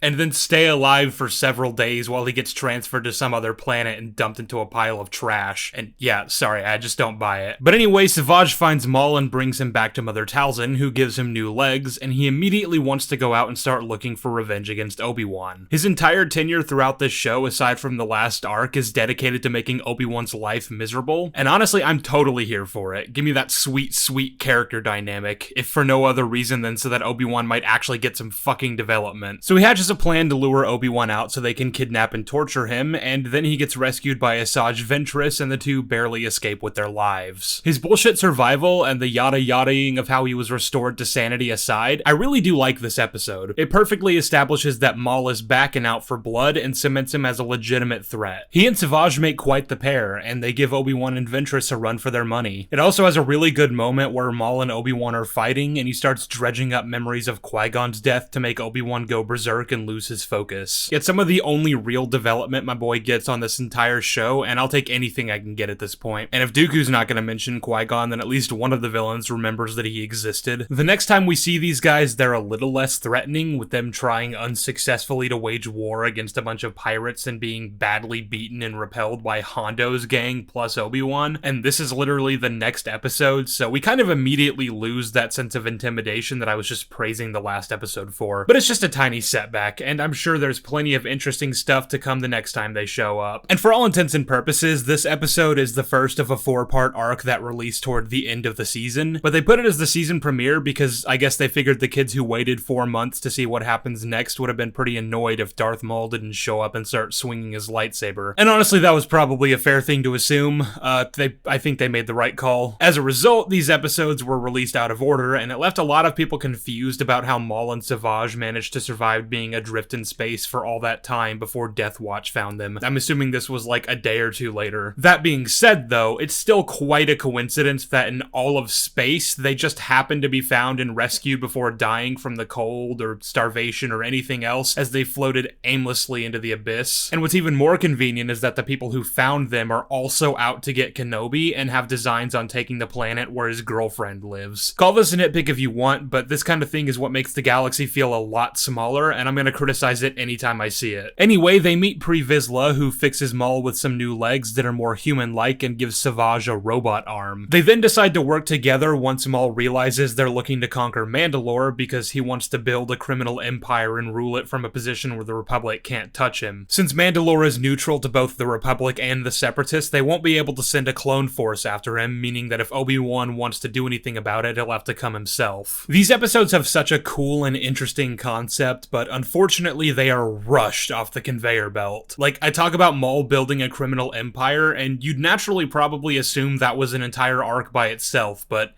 nope. In the span of one 20-minute episode, he and Death Watch go to Mustafar and visit the heads of Black Sun, kill all of them, become their leader, join with the Pike Syndicate, and strong-arm the entire Hutt Empire into acquiescing to the Shadow Collective. This happens so fast that the scene where the Pike leaders decide to join them is literally just that, a scene. Like, they show up and are just like, hey, we heard you guys are starting a syndicate, can we join? In its entirety, this arc is 3 episodes. 4 if you count the one where they battle the pirates, and in it, a lot of ground is covered. After they form the Shadow Collective, the next episode is spent on them staging an assault against the capital city of Mandalore, led by the gangsters under Maul's rule, while Vizsla and the Death Watch swoop in and become heroes, ousting Satine as Duchess and seating Vizsla on the throne. Then Vizsla betrays Maul, and Maul retaliates by challenging him to single combat and becoming the new leader of Death Watch, and now, by extension, Mandalore. That's all one episode. Then the last episode has Satine escape prison temporarily to inform the Jedi of what's going on, causing Obi-Wan to come try to save her. He fails the mission, Maul kills her right in front of him, and he's broken out by Bo-Katan and flees back to Coruscant to inform the Senate of what's going on. Meanwhile, Palpatine senses what's happening and decides to show up personally to put Maul in his place, killing Savage and taking him prisoner. In the span of 3 episodes, Maul builds an entire criminal enterprise, takes over a sovereign state, kills Obi-Wan's girlfriend, and just as quickly loses control of that state like nothing ever happened. This is so rushed that I'm getting whiplash just explaining it all to you. And as bad as that is on its own, I frankly find it so much more insulting that the arc which immediately preceded this one is 4 entire episodes dedicated to a squad of droids and a little green guy getting information for the Republic. One of these episodes is spent entirely with them wandering aimlessly in the desert until they find civilization. This arc shouldn't have existed at all, but even if you were gonna make it, you did not need to make it 4 episodes. It could have been done in 1, 2 at most. Maul building the Shadow Collective should have been its own arc, at least 4 episodes. Hell, you could have dedicated half this season to just this storyline, and I don't think very many people would have minded. And what's weird is that all this was planned out and written well before the show ended up getting cancelled, and there were originally plans to round the show out to 8 seasons. I don't know what kind of plans they had for Maul following season 5, but I don't know why they had to cram so much of the story into 4 episodes across 1 season. Actually, scratch that. I do know what they had planned for Darth Maul following this. Aside from Siege of Mandalore, Mandalore, there were drafts for an arc that would have followed his escaping captivity from Palpatine, regrouping with his criminal underlings who were still loyal to him, and eventually having an all-out war with Sidious, Dooku, and Grievous. This arc would have seen a confrontation between Maul and Dooku, another encounter with Obi-Wan and the Jedi, and the death of Mother Talzin. It got scrapped with the rest, but eventually was adapted into a comic called Son of Dathomir. And having read that book countless times, it definitely wouldn't have been more than like 4 episodes had it made it to the screen, so yeah, I don't know why they felt the need to condense such a large aspect of Maul's story into small handfuls of episodes, when there were still 3 planned seasons left and only a few stories they intended to tell with his character. But just so it's clear, my criticism of these episodes isn't just that they're rushed. That's definitely an issue, and one that I found to plague a lot of different arcs on this show, but the bigger problem here is, say it with me now, wasted potential. Like I said, this arc has a really interesting premise. This is one of the few times we get to see the criminal underworld of the Star Wars universe, and during one of the richest eras on the timeline. There are all sorts of interesting factions and syndicates that control different territories, aspects of trade, that sort of thing. Criminal bodies that are powerful and not to be taken lightly. There's real potential here to do some pretty cool world building. You know how we rightfully criticize the Book of Boba Fett for having an overly simplistic view of how the Mafia works? You have Boba Fett walking into Jabba's palace, killing whoever's sitting on the throne, and now suddenly he's the crime lord. I'm the crime lord. That's obviously not how it works, and it makes the entire story feel stupid, like it's written for babies. Well, I kinda get the same impression when I watch Darth Maul waltz into the room where all the leaders of Black Sun are sitting around a table, kill all of them, and now he's just in charge of the whole organization. That's dumb, and it's contrived as all hell. Why was his party even allowed an audience with these people without some kind of appointment or invitation? If they'd allowed this storyline to happen over multiple episodes, given more time to develop the story, we could have learned about the inner workings of this syndicate, who runs it, how it operates, and what sorts of clever, subtle things Maul could do to undermine and usurp that power for himself. And then as he slowly begins to gather more and more crime families to his organization, he starts to become a legitimate threat to be feared. Someone maybe the Hutts would rather have as an ally rather than an enemy. Or, you know, he could just kill them all. That's cool too. So to recap, it's not just that the episodes are rushed, it's that forces what could be a really interesting story to be dumbed down for the sake of time restraints, and that seems to be the cause of a lot of this show's shortcomings. But anyway, Son of Dathomir and the Mandalore arc in Season 5 also reminded me that there's an entire other side to Maul besides just wanting revenge against Obi-Wan, with him having been such a devout follower of Sidious, only to be immediately discarded after one failure. I'm happy for a lot of Maul's screen time to be devoted to wanting to hurt Obi-Wan, but frankly I find his relationship with Palpatine so much more compelling. I want to know what he thinks of Sidious. Does part of him still yearn for approval from the man who raised him and molded him into a killer since he was old enough to walk? There was a part where he told Sidious that all he did was done so he could reclaim his place at his master's side, which I always interpreted to be a lie so as to avoid what was about to happen to him, as did Palpatine. But part of me always wondered if there was a nugget of truth to that. And you know what? While we're on the subject of wasted potential, I'd like to deviate for a moment and talk about Savage, because the show really did my man dirty. When we first meet him, he's part of a village of Night Brothers who are all tested by Ventress to see which is the most powerful warrior, so that she can take him back with her and send him to be Dooku's fake apprentice for the assassination plot. During several trials, all the other Night Brothers get picked off one by one until it's down to the last 2 standing, Savage and his brother Farrell. I can't with these names, man. Savage ends up sacrificing his freedom and pledging himself to Ventress so that Farrell might live, and then they go back to the Night Sisters and he's transformed into a hulking beast with whatever intellect he previously displayed gone, as he stands a husk of his former self. There are zero thoughts behind those eyes. They then bring Farrell into the room and order Savage to kill him. He doesn't immediately obey, and Ventress has to goad him into it, which implies some small vestige of who he once was is still inside him, buried deep down, but he does eventually kill his brother. I've already said my piece on why this arc is really bad, but credit where credit is due, I actually really like this part as a character moment with a lot of promise that never gets developed much further. He let the Night Sisters transform him into a monster to save someone he loves, only to be too far gone to stop himself from killing them. And the way this arc ends for him implies that he regained some of his old self and snapped out of Ventress's spell, which is what allowed him to turn against her and flee. So it seemed like they were setting something up for him. Maybe he wants revenge against Ventress for forcing him to kill Farrell. Maybe now that he's on a quest to find Maul, he thinks that by saving him, he can do right by the brother that he lost. Maybe he thinks of Maul as his second chance to have that kinship he and Farrell once shared, only to realize that there's nothing but anger and hate that drives him, and maybe that gets to be too much for Savage as he starts to reject the monster he was made into. Because that was never who he was, and he never wanted any of this, and maybe he's tired of going from one master to another and never getting to decide decide for himself what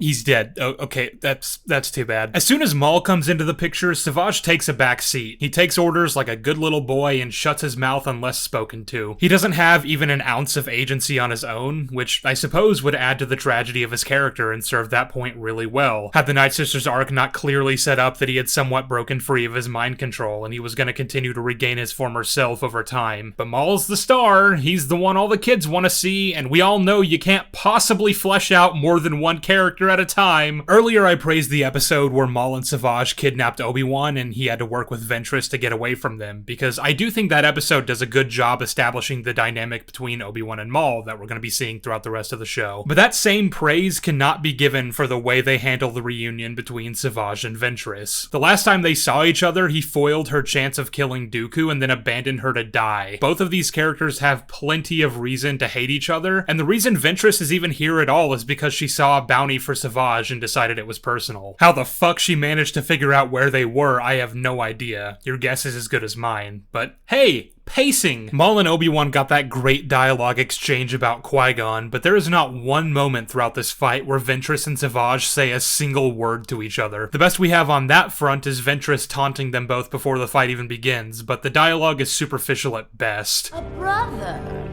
Looks like he's half the man you are, Savage. Oh hey, Savage just mentioned that Maul is his brother? I wonder if either of them might have something to say about Savage and another brother of his. Maybe something along the lines of, you fucking forced me to kill him, or something. What do I care? And this is the last time either of them will ever interact. Ventress is only in 2 episodes after this, and neither of them have anything to do with the Darth Maul plot. The episodes take place after Savage is already dead. She doesn't stick around to try to help Obi-Wan find them, despite the fact that this is as personal for her as it is for him. I know that the main antagonist in her story is supposed to be Dooku, but I mean, come on. They wanted to give this character a redemption arc. Having her and Obi-Wan work together to hunt down 2 Sith Lords would have been a great way to do that. Maybe she even starts to hate that she turned a good man into a monster for her own ends and tries to help him return to the light. By the way, while we're on the subject, did anybody else ever find it weird that Maul and Ventress have nothing to do with each other in this show? Besides this one interaction, which we've already covered, where each of them were more focused on Kenobi and Savage respectively, these 2 characters share absolutely no screen time together. They never talk to each other or have any kind of relationship, which just feels like such a strange, wasted opportunity given how much they have in common. Both were given away by the Night Sisters when they were children, and both ended up serving the Sith, only to be cast aside by their masters the moment they outlived their usefulness. They're both madly in love with Obi-Wan. They then both went back to Mother Talzin and look up to her like a mother figure.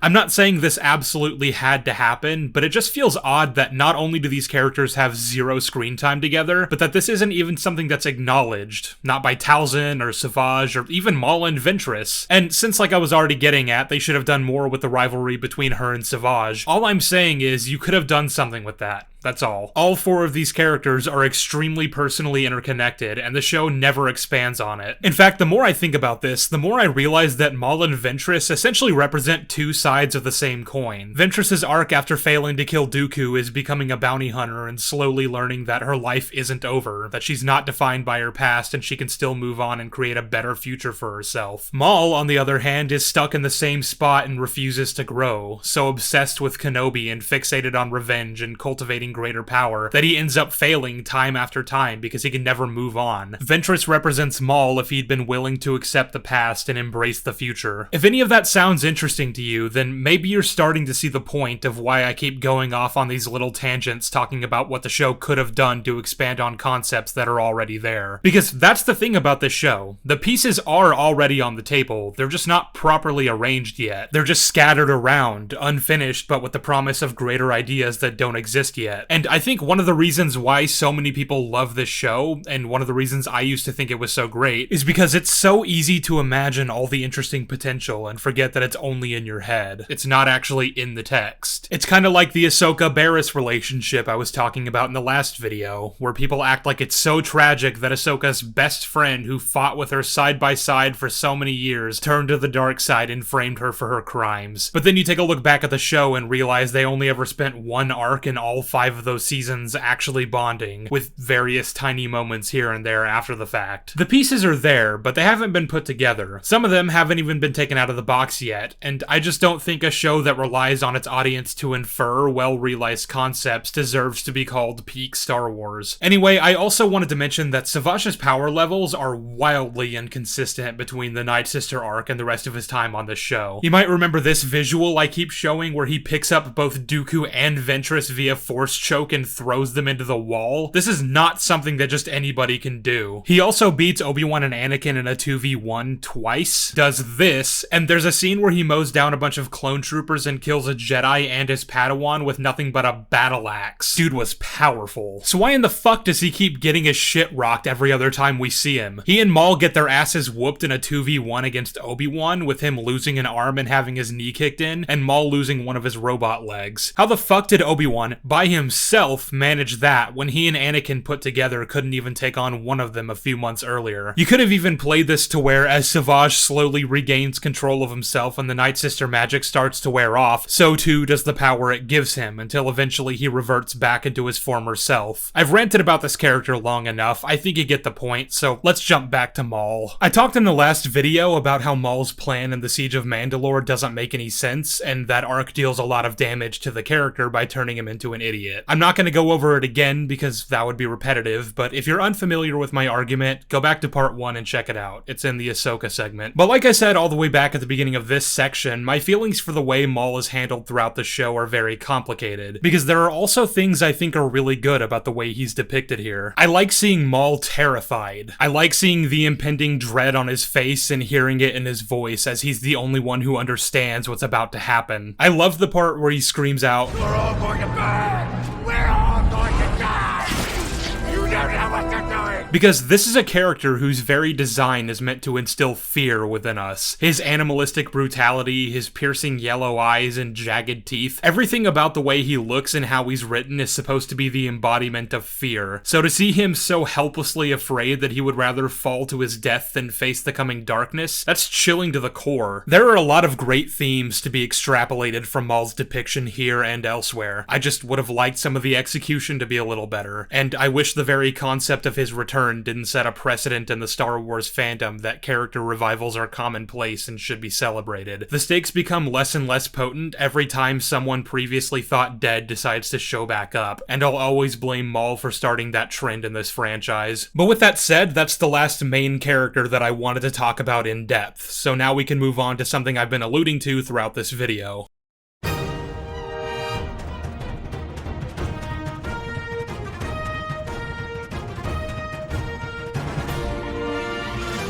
I love a good concept. I've lost track of how many videos I've made where I praise the concept while hating the execution, because unfortunately, that seems to happen 9 times out of 10. There'll be a really cool and interesting idea, and then the way the show or movie or book decides to flesh it out completely breaks it, and destroys the world building too for good measure. As I touched on earlier, the Clone Wars is chock full of interesting concepts, and almost all of them are handled with all the grace of a bull in a china shop. And some concepts are broken from the very start and should never have been allowed anywhere near the Star Wars canon. Let's take a look at the war itself, and the boundless world-building potentials that come with it. The politics, the battles over galactic territories, and where the lines are drawn on the map. We went over how the entire plot of the Clone Wars movie was centered around each side trying to gain favor with Jabba so they could pass through his territory unmolested. But at no point on the show do we ever get to learn just how much territory that is. How much space is under Jabba's control, and where on the map is it located? Where are the worlds occupied by the Separatists, and how hard would it be for the Republic to get to them if they can't pass through Hutt space? The show relies a lot on ambiguity to sort of just fill in the blanks for this sort of thing. If they say that being able to pass through Jabba's space lanes will be a major sticking point toward ultimate victory, then we kind of just have to accept it. And it's not necessarily that that's a bad thing, but I'd have liked if they could have defined it more. It would be nice to know how much of the galaxy is in Separatist space at any given point. I'd love to know which side is winning or which side has more resources. It would help me greatly to understand the stakes of each battle on a larger scale and what each victory and defeat defeat mean for the war effort. And this is where some of you might tell me that if I want to know this stuff, there are officially canonical maps of the galaxy with borders defining what territories belong to which faction, and in any other circumstance, I'm happy to refer to those, even if they are technically external media. But the reason why that doesn't work here is because this show's use of ambiguity can also be used to cover up actual logistical issues if we're to refer to those maps. For example, there's an arc in Season 4 where the Separatists are attacking Mon Cala, and the Jedi need to send reinforcements there quickly, but they have very few clones to spare, and what they do have wouldn't get there in time. The solution they decide to go with is to call upon the Gungan Grand Army and ask for their help, seeing as they're semi-aquatic as well, so that would be an advantage in the Mon Cala seas. The logic is that Naboo is way closer, so they'd get there much faster, but that's simply not true. If we take a look at this map, the Jedi are here on Coruscant, worried that they won't be able to get their forces over here to Mon Cala, which is way off in the far east edge of the galaxy. The episode treats it like Naboo and Mon Cala are practically next-door neighbors, but in fact, Naboo is all the way down here, completely isolated from both Mon Cala and Coruscant. Any clones that are sent from Coruscant would reach Mon Cala well before the Gungans ever could, so this is just one example of the writers relying on you not knowing where these planets exist relative to one another in order to tell the story they want to tell. All that is to say, I understand that Hutt space is this little quadrant here, but the show hasn't bothered to tell me that, and if into the external media you go, only contradictions will you find. No, just to make myself 100% clear here, the point of this overly pedantic tangent is to highlight that a common writing cheat I've noticed with projects under the purview of Dave Filoni is that he will rely on ambiguity to ensure that you can't tell when you're being bullshitted, rather than actually put in the effort to make sure that you understand the stakes. I don't care that he got a few details of a map wrong, I care that we don't understand the logistics of the war and how it's proceeding, because the show never actually bothered to tell us at any point. Along these same lines, I'd have liked to see a lot more of the political side of the war, because as it is in the show, there are barely any episodes dedicated to showing the ins and outs of the complexities in the Senate, and even fewer that are actually good. In fact, for the most part, in the early seasons, anytime they tried to focus on it, they must have thought the kids would be bored, and I guess I don't blame them for thinking that, considering one of the main misguided criticisms of the prequel trilogy is that the politics are boring. But as a result, they decided they needed to put Jar Jar in these episodes just to keep their younger audience entertained. Padme is going to Rhodia to negotiate with an old friend she's known since she was a child who's being extorted into siding with Newt Gunray. Well, we'd better bring Jar Jar along and have him go on crazy, wacky adventures with C-3PO, have him find Anakin's Jedi robe and be mistaken by the Separatists as a Jedi. Wouldn't that be hilarious? Obi-Wan, Anakin, and Dooku are being held for ransom by pirates, and a senator is tasked with negotiating and paying for their release? Well, let's have him die in a ship crash so that Jar Jar can be the one who saves the day. Part of me suspects that this is somewhat because Lucas mandated that Jar Jar had to be put in certain episodes, but it's hard not to notice when he only ever seems to show up when potentially interesting political concepts are being introduced. And because of this, those episodes go from being potentially great to downright insufferable. In one episode, Bail Organa is on a mercy mission trying to get supplies down to the Twi'leks on Ryloth, which is currently being blockaded by the Separatists. So he goes to Toydaria to ask King Katunko if he can use his planet as a staging ground for his relief effort. This catches the eye of Lot Dodd, who represents the Trade Federation in the Senate. Officially speaking, the Trade Federation's position within the war is a bit complicated, and I'll explain more on that in just a bit. But for the purposes of our point here, Dodd has a seat in the Republic Senate, but is not so secretly biased politically toward the Separatists. As such, he intends to sabotage Bail's efforts to help the Twi'leks by informing King Katunko that the Trade Federation will consider this a sign that Toydaria is relinquishing their neutrality and throwing in with the Republic, which is bad for their commercial interests. Katunko then has to decide whether helping the people of Ryloth is worth jeopardizing his neutral stance and the trade benefit that represents to his planet. This is all really interesting stuff for a myriad of reasons. It establishes a bit of nuance in that there are plenty of people working within the Republic Senate who are corrupt, adding to how Palpatine was able to so easily maneuver his way to the top and manipulate the senators into accepting him as emperor. And chronologically, this is one of the first episodes to showcase that there are neutral worlds who wish to remain independent from the war, but who still care about the suffering of others. But of course, we can't just let the episode speak for itself, because all that's really boring, so here comes Jar Jar. Hello,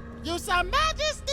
ugh. As far as it goes, this is probably one of the least annoying Jar Jar episodes, mostly because he keeps his mouth shut for most of it and lets the debate play out. This is likely because the episode cuts back between this and the battle taking place on Ryloth, which means they probably weren't as worried about the kids getting bored and changing the channel. But there is one scene that really annoys me, where Bail and King Katunko are secretly ferrying what supplies they do have behind Lot Dodd's back, and Jar Jar is tasked with distracting him so that there's no link between Toydaria and the supply drop-off. He does this dumb little dance on the table and juggles around plates and cups, and it just goes on and on. Cut out this one scene, and honestly, the rest of the episode is almost tolerable. I also don't think I completely understand the resolution to this episode anyway, because while they were able to successfully get the supplies to Ryloth, Lot Dodd still knows about it. He can't prove it to the Senate, sure, but I don't really see how that matters. If they wanted to, couldn't the Trade Federation cut ties with Toydaria without cause, or make up one if they need to? Punish them for giving aid to the Republic as an example to other neutral worlds so that they don't decide to do the same? But anyway, as the show went on, it seemed like they realized they weren't doing themselves any favors, because they stopped putting Jar Jar in any episodes beyond brief appearances here and there. The one exception to this being a 2-part arc in Season 6 where he goes on a mission with Mace Windu, but there's going to be plenty to say about that arc in due time. Regarding politically focused episodes, the ones that don't feature Jar Jar are still a mixed bag, with some being really bad, some pretty good, and most of them falling somewhere in the middle. Like, there's an episode where a chairman from the planet Pantora's daughters get kidnapped, and he and his son have to track down Greedo to find out where he took them, while Ahsoka and the senator from the same planet deal with a blockade around their world where the Trade Federation is holding said daughters. And like, I find this episode extremely boring, but I can't exactly say it's bad. It's kind of just whatever, and I feel like I've gained nothing of substance having watched it, and that's what you can say about a lot of the political episodes on this show. By the way, fun facts about this episode that have absolutely nothing to do with my point, but the chairman whose daughters were kidnapped is based on a background character played by George Lucas in Revenge of the Sith. You can see him here as Anakin is entering the theater, talking to one of the aforementioned daughters, who's played by his real-life daughter, Katie, a prominent writer on this show. I just find that neat is all. This episode is also the only time we ever see Jabba's son, Rada, again after the Clone Wars movie. Following this, he never shows up at any future point in canon, even when you'd think he'd have a perfectly good reason to be there for the current conflict. But anyway, to circle back to something I alluded to earlier, I want to talk about the Trade Federation and the nature of their dealings with the Senate, because I have a few questions about how all this works. Like I touched on a bit ago, the Trade Federation, as well as the Intergalactic Banking Clan and the Techno Union, have a very complicated relationship with the Republic, and I don't think it makes much sense when you really start to look at the details. In the films, it's pretty cut and dry. Each corporation declared their allegiance to the Separatists and broke away from the Republic, with the next time we see them being in Revenge of the Sith, still as members of the Confederacy. There are even several Trade Federation warships seen during the opening battle over Coruscant on the side of the Separatists. But in the show, it's a bit trickier because each entity still has its own seat in the Senate, with Lot Dodd, Nix Card, and Goom Som representing each respectively. While they're actually not so secretly loyal to the Separatists, they officially disavow Newt Gunray, San Hill, and Wat Tambor as traitors who have nothing to do with them. It's also made clear several times on the show that the Republic do not consider the Separatists to be legitimate, meaning that even though the CIS have their own standing body, they're not recognized in the eyes of official law. And that makes sense considering the entire premise of the war is based around whether or not the Separatists are legitimate. The senators within the Republic aren't even allowed to speak with Confederate senators for fear that it'll validate their cause, as we learn in the episode Heroes on Both Sides. If you think negotiating is the right thing to do, let's talk to her.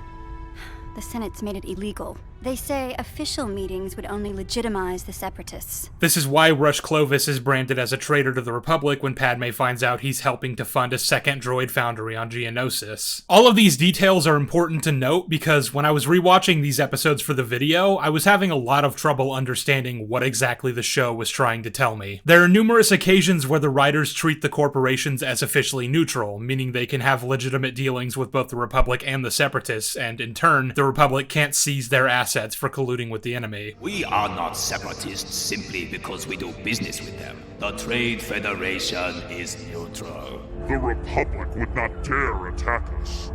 The Techno Union has corporate neutrality. They will wipe us out. You would let Dooku do that? You live on Coruscant too. We have no stake in this war, Senator. You know that. This is how the show paints the relationship between the Republic and the various corporations, and it seems to be how most of their audience understands it as well, based on all the responses I got when I asked about it on Twitter. But if the corporations are officially neutral and legally allowed to do business with the Separatists, then why did the Republic treat Clovis as a traitor for doing business with them on behalf of the banking clan? This investment by the banking clan will create unimaginable new war profits.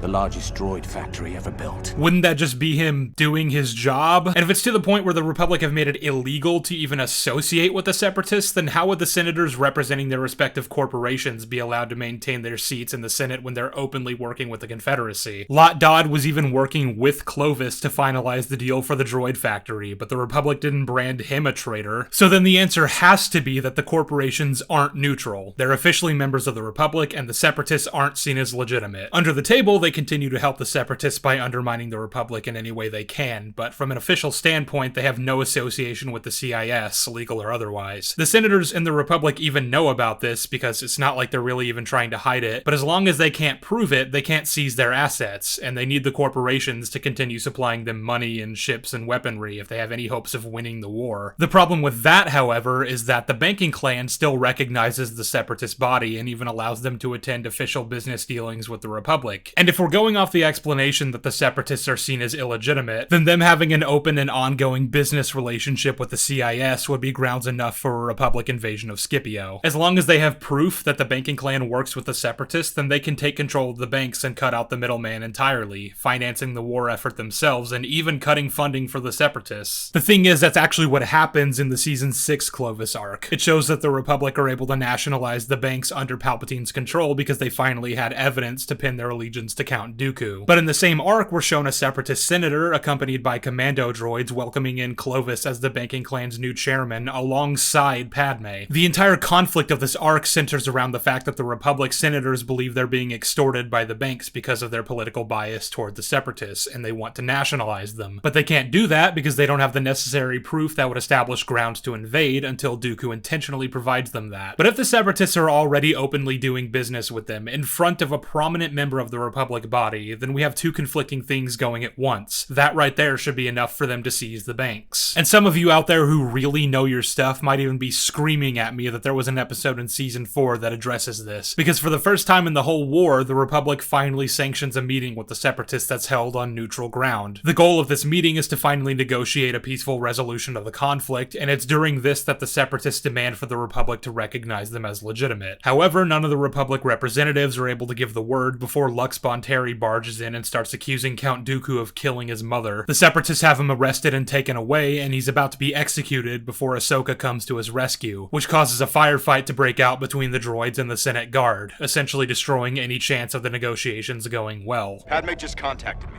She told me the peace negotiations have all but collapsed. So not only do we never see the Republic recognize the Separatists as legitimate during this meeting, but it devolves into violence before any sort of resolution can be made. Plus, obviously, continuity-wise, these negotiations couldn't have gone any other way since, again, the whole war is contingent on the Republic refusing to legitimize the Separatists. The only reason I felt this was worth bringing up is because it shows that the writers couldn't make up their minds on the subject. And it's just frustrating because this is all something that could be ironed out if the writers had just devoted a little more time to developing it. There are ways of squaring away these discrepancies if you just put in a little bit more legwork, but they're nowhere to be found in the show. And I'm sure even after all we've already been over in these videos, there's still gonna be people out there who cling to the defense that this is a show written for children and that I'm looking way too deeply into it. But to that I say, maybe it shouldn't have been a kids show then. Putting aside what I've already said on this point, which is that it's insulting to children everywhere to just tell them you had to dumb it down for them so they could understand it. Even if we're accepting that it has to be simplistically watered down in order to cater to kids, then this just shouldn't have been a kids show. Because here's the thing, the political aspect of the Clone War is vital to explore if you want to tell this story. You can't simply ignore it or oversimplify it, or you're ignoring the main building blocks of the entire narrative. And like it or not, the politics of the Clone Wars are really complicated. They kinda have to be, given who's running both teams and the fact that this is a war that exists on a galactic scale with hundreds of thousands of worlds being brought into the fold, with multiple different perspectives and angles. There is so much that needs to be explored if you're gonna make a show about this conflict, and it's insanely deep and complex. So if you don't think that you can tell that story and give it the detailed care it deserves while also appealing to an audience of 7-year-olds, then you need to raise the target demographic and give the kids something else to chew on that's a little bit more their speed. I'm talking Game of Thrones levels of political complexity here. And besides, if you are one of those people who calls this show peak, or say that it fixes the prequels, you don't get to then defend it by saying it's a kid's show, it's not that deep. Like,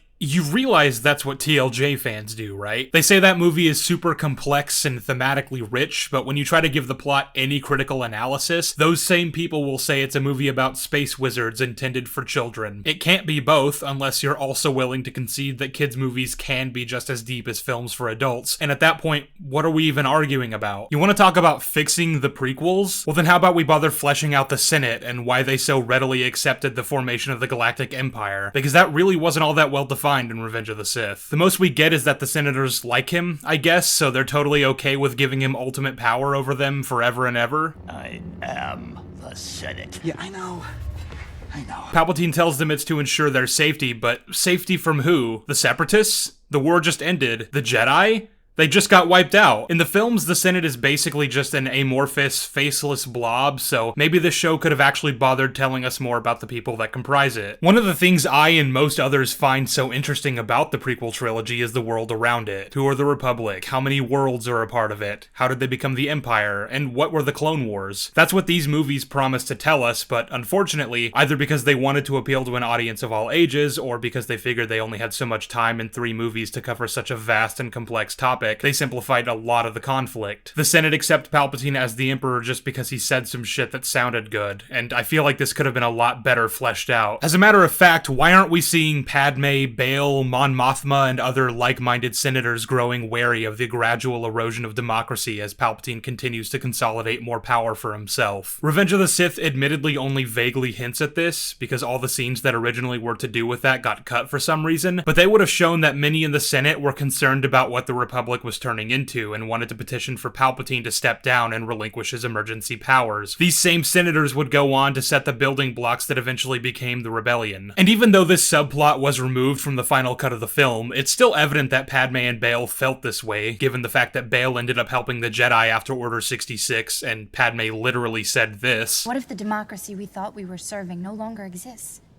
And the Republic has become the very evil we've been fighting to destroy. This war represents a failure to listen.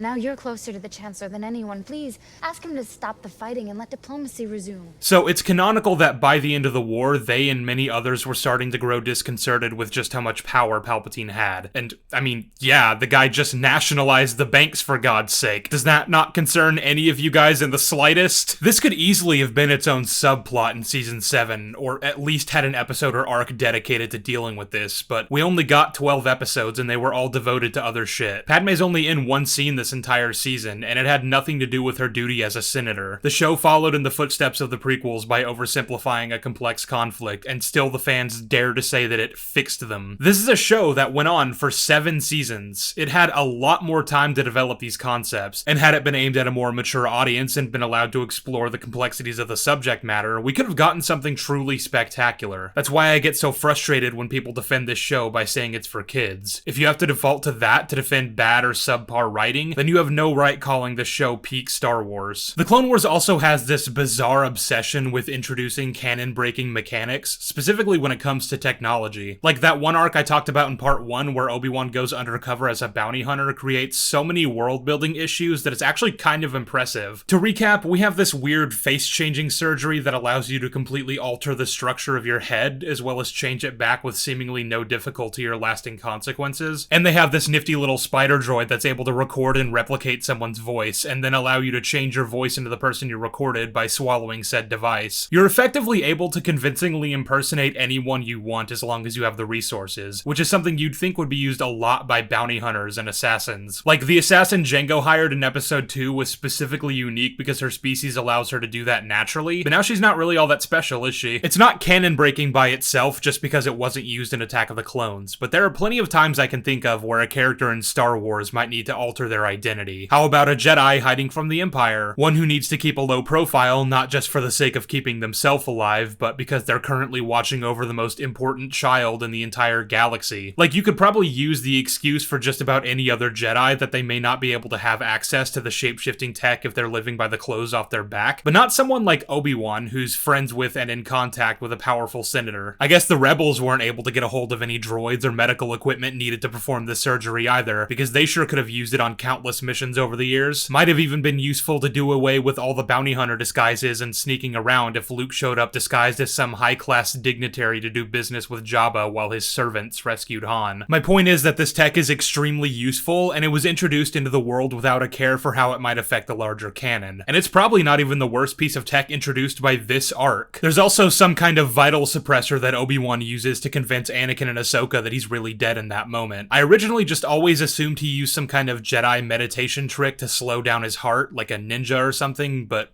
nope. I took the vital suppressor as instructed. I was dead to the world when Anakin moved my body. Which, I mean, you'd think would be invaluable for getting past life signature scans, and every smuggler worth their salt would have an entire case packed with those at all times. Would have even saved our heroes a lot of grief if they were able to do that when being pulled aboard the Death Star, but maybe none of them knew this technology But probably the worst piece of tech this arc introduces is this weird little hologram disguise thing that allows Obi-Wan and the bounty hunters to make themselves look like Senate guards. Why the writers couldn't just have Dooku supply them with actual Senate guard uniforms instead of inventing this tech, only to use it once and never again, is a mystery to me. The inner machinations of old Dave's mind would probably drive most people mad. This thing also allows Cad Bane to disguise himself as a Nemoidian and one of the bounty hunters to impersonate Palpatine himself, so once again we have tech that lets you convincingly shapeshift, and this is a lot easier to use than the surgery from earlier. What? Why? Why would we do this?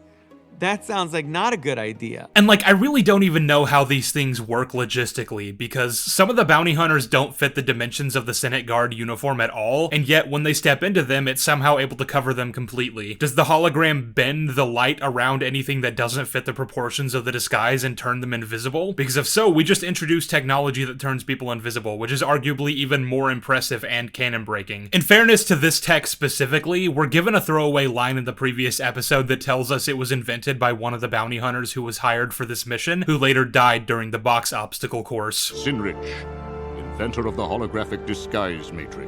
So I'm gonna assume this is a fairly recent invention that hasn't been mass-produced, so any time before the Clone Wars where characters might have used this technology to their advantage won't be considered when determining just how canon-breaking this actually is. But I can think of plenty of times where it could have been used going forward, and just because the guy who invented it is now dead doesn't mean the tech would die with him. Dooku still has access to it, so all it would take would be for him to hand it over to his scientists and let them reverse engineer it, and boom, you have now unlocked the secrets to turning people invisible or shape-shifting with ease. Or, assuming Dooku wouldn't do that because he and Palpatine secretly planned for the Separatists to eventually lose, then give that tech over to Palpatine and the same process applies for the Republic. I mean, imagine how useful this tech would be for the Empire. Actually, you'd imagine that the Republic would have access to this tech by the end of the arc anyway, considering Obi-Wan was involved with the mission and helped thwart it ultimately. Several of the bounty hunters who were using these disguises ended up getting arrested, which means the Jedi would have confiscated the holograms from them. Why wouldn't they hand them over to Republic scientists to reverse engineer? That would potentially be a game changer in the war, and yet it's never seen or spoken about again for the rest of the series. And you have to imagine that whoever ends up with this technology, it's not going to be long until crime syndicates and various other factions get a hold of it, and soon enough it's out there on the black market, which brings us back to people like bounty hunters and smugglers who could absolutely take advantage of this tech. Once again, I guess the rebellion somehow wasn't able to get a hold of this at any point. Is that why they never used it on any of their missions. The Undercover Obi-Wan arc really is just fucked from all sides. It's such a shame. But it's not the only arc that introduces stuff like this. In a Season 3 episode where Ahsoka is randomly assigned to teach a class on Mandalore for some reason, some of the students, one of whom is Satine's nephew, and totally not Obi-Wan's son, figure out there's a conspiracy going on at the loading docks and manage to record a cloaked individual doing a shady deal with a band of black marketeers. When they tell Ahsoka about it, she pulls out this little device and,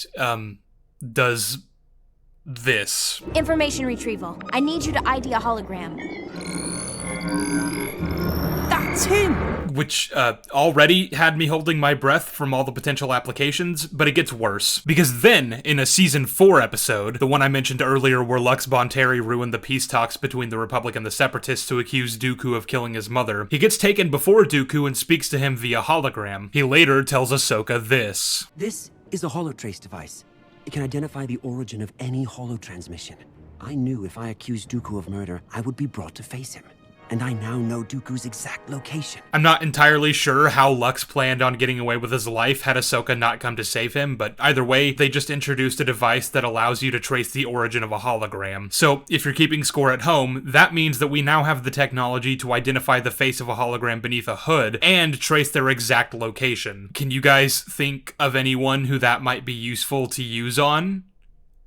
Anyone? Now, from what I can remember, there is not a point anywhere in the prequels or in this show where the Jedi ever come across a hologram of Darth Sidious, so there'd be no way for them to use these devices to learn his identity or find out where he is. But the Jedi aren't the only people who'd be interested. Aside from Dooku, nobody in the Separatists knows who he really is, not even General Grievous. And I don't know, you'd think there might be a few people who regularly contact Sidious who'd love to know his identity, like, say, a cowardly Nemoidian who's in way over his head and fears the hooded man who's barking orders at him. Maybe he decides he wants to shift the power dynamic for his own safety. Or maybe Gunray is too much of a coward to ever do something like this, so fine. I guess Grievous doesn't care to know who he's working for, or Ventress for that matter. It's just you'd think after Dooku's death, Grievous wouldn't be so sure about trusting someone to lead his war if he doesn't even know his name. Or let's hope Cad Bane doesn't get any ideas when he's talking directly to him. There are a lot of people that Sidious has to do business with this way, and even if you want to argue that none of them are likely to try this on him, he'd still be pretty stupid to put himself in a position where they might. If this is possible, then Palpatine needs to start using some other method of contact. Only ever call Dooku and have him give your messages to people like Grievous and Gunray. Or use some kind of radio device that only allows you to talk via voice. Hell, fucking strap a note to a raven and send it flying to whoever you're trying to send a message to. Anything else is a huge risk. And it's not even like this tech is rare or hard to get a hold of. In another episode, we see the same device Ahsoka used to scan the hooded figure used by a politician to scan a blood sample and match it with known galactic criminals. And the device is able to tell him exactly who the blood belongs to, which means it's evidently extremely accurate. I'm not sure what this device is exactly. It seems to just be a handy little pocket-sized gadget that allows characters to access a vast array of information, and it's really convenient. They seem commonplace enough, but if nothing else, then like I said earlier, it's not going to take long for tech like this to end up on the black market. And even if it's something that only wealthy politicians and military officials like Jedi are able to access, then surely people like Newt Gunray or Grievous would have one. The thing I find really telling about this specific piece of tech is that it's literally just a convenience device. It shows up every now and then to provide the characters whatever information they need to push along the plot of whatever episode is happening, and there's absolutely no regard for what's actually being introduced to the world building. It's a catch-all little device that tells the characters whatever the writer decides is achievable for the sake of the story, because they were too lazy to have them figure out what they needed to any other way. This is the kind of thing that makes the show not hold up as well as people think it does. The writers clearly don't give enough of a shit to pay attention to the finer details of their work. But the introduction of canon-breaking technology, the thin and contradictory political world-building, and oversimplicity of a very complex conflict all pale in comparison to what I'm about to bring up next. You want to talk about catastrophic world-building? Look no further. I've alluded to this throughout the entire video, and anyone who's been paying attention can probably at least start to see the myriad of problems raised by the very existence of this faction. But now it's finally time to talk about the Night Sisters. For the record, I already talked about some of the world-breaking elements of the Night Sisters when doing my Ahsoka review, because it ended up being relevant to that show, and some of this is basically just gonna be me repeating some of those points, so if you've already seen that video, I apologize for the redundancy, but these witches are such a fundamental tear on the world, and it wouldn't be right to not talk about them if I'm reviewing the Clone Wars, because it's really where this all began. Interestingly enough, the Night Sisters were actually first introduced to the Star Wars mythos in The Courtship of Princess Leia, a 1994 novel written by the late Dave Wolverton. They are not a concept created by the Clone Wars, but from what I remember, the portrayal of Night Sister magic in that book and the larger EU pre-Clone Wars was pretty tame and did its best to remain within the confines of canon. They were called witches, and they referred to their power as magic, but it was very clearly some extension of the Force itself, and it never really veered away from what a powerful Force user can do. The same cannot be said for the Night Sisters in the Clone Wars. The kinds of things they can do that I've already briefly mentioned are absurd enough, but there's plenty of stuff that I haven't even brought up yet. And when I talk about the Night Sisters, I'm mainly focusing on Talzin, because I'm not really sure how much power the rest of them have, and Talzin is more representative of everything wrong with the world building in this show. She is so ridiculously overpowered that I genuinely don't see how more people don't have a problem with her. Not only can she turn herself and others invisible, not only can she take a lock of someone's hair and turn it into a voodoo doll that has no apparent range limit, but she can do this?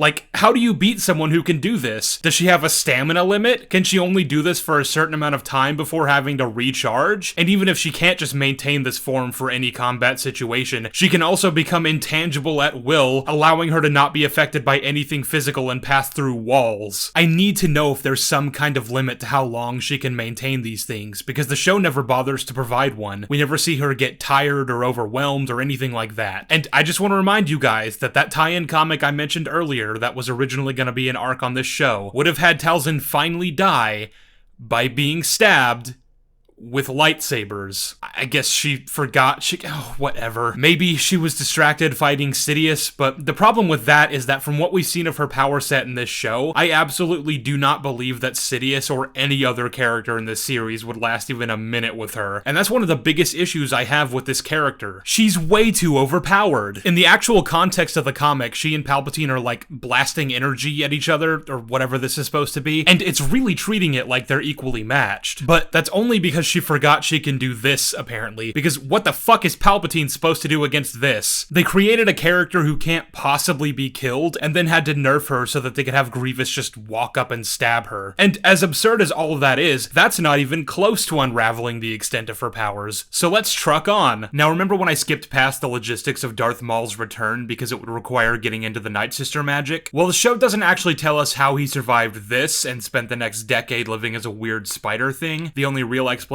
we have on that is that he was too angry to die, and I think you all know why we don't accept that bullshit around here. But still, the things that Talzin is able to do that facilitate Maul's return are still just...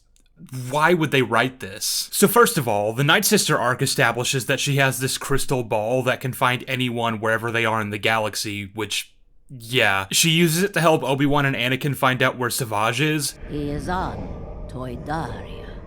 Thank you. And I'm not really sure why she did that, but alright. At first I just assumed Savage might have just called her on his way to Toydaria and told her where he was going, in which case her doing this shit with the crystal ball was just for show, I guess. But I don't believe that's true, and that's because at the end of the arc when Savage returns to Dathomir and she sends him on a quest to find Maul, we see his face in the crystal ball, implying that Talzin was using it to search for his location. The next time we see Savage, he's using this necklace that Talzin gave him to track him to the trash planet Lothal Minor, and then we cut back to Talzin looking at some kind of mystic-looking hologram thing with two bleeping dots that seem to represent Maul and Savage, showcasing that her abilities allow her to not only locate anyone in the galaxy, but exactly where on that planet they are. Which, again, all raises the questions I asked earlier about who Talzin is and what she wants. Because if she knew Maul was alive the whole time, why only just now send someone to go find him? And if she didn't know he was alive, then how did she find out? Was she just randomly consulting the crystal ball one day and it revealed that information to her? Because that would only make this worse. Force. And if her powers allow her to locate the exact spot someone is on a planet, then I don't see what the point was of sending Savage off with a necklace that glows when he's close to Maul. If she wants him found so badly and she knows exactly where he is, then just tell Savage and he'll go pick him up. And what does close even mean when we're talking about the vastness of space anyway? Like, it started glowing on this random other planet because it sensed that some of the sand from Lothar Minor was tracked into the spaceport. But then when he's actually on that planet, surrounded by all that sand, the necklace stops glowing completely when he's objectively way closer to Maul. Is Talzin testing him? Because if so, why? But I don't want to skip over just how catastrophic it is that they just introduced an artifact that allows her to locate people wherever they are in the galaxy just by thinking about them. Can you imagine what would happen if Palpatine got a hold of that? Luke Skywalker, the rebel who blew up the Death Star, would have been captured in a matter of days. Assuming the rebellion was still around by the time he even joined the fight, which I doubt, because if Palpatine had something like this at his disposal, then the Rebel Alliance would have been a very short-lived venture. Plus, Luke would have probably been found long before that anyway, since Vader could have just used the ball to find Obi-Wan on Tatooine. Who knows though, maybe neither Palpatine or Vader knew that this ball existed.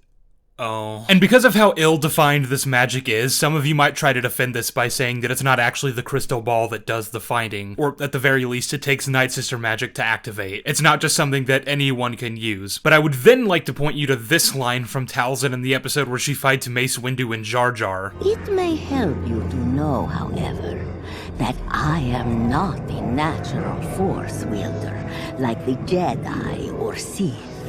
I use dark magic to achieve power. She's not Force sensitive. She's not even Force sensitive! I at least wanted to give this show the benefit of the doubt and assumed that only people with Force powers could learn Night Sister magic, which would still at least apply to characters like Vader or Palpatine, but you're telling me that anyone can fucking learn this shit? Anyone can wear the mask? If fucking Han Solo decided to waltz into the Night Sister Coven and start learning these spells, could he become an all-powerful witch too? These witches, they use the Force? Some aspect, yes. Wait, what? I thought you just said...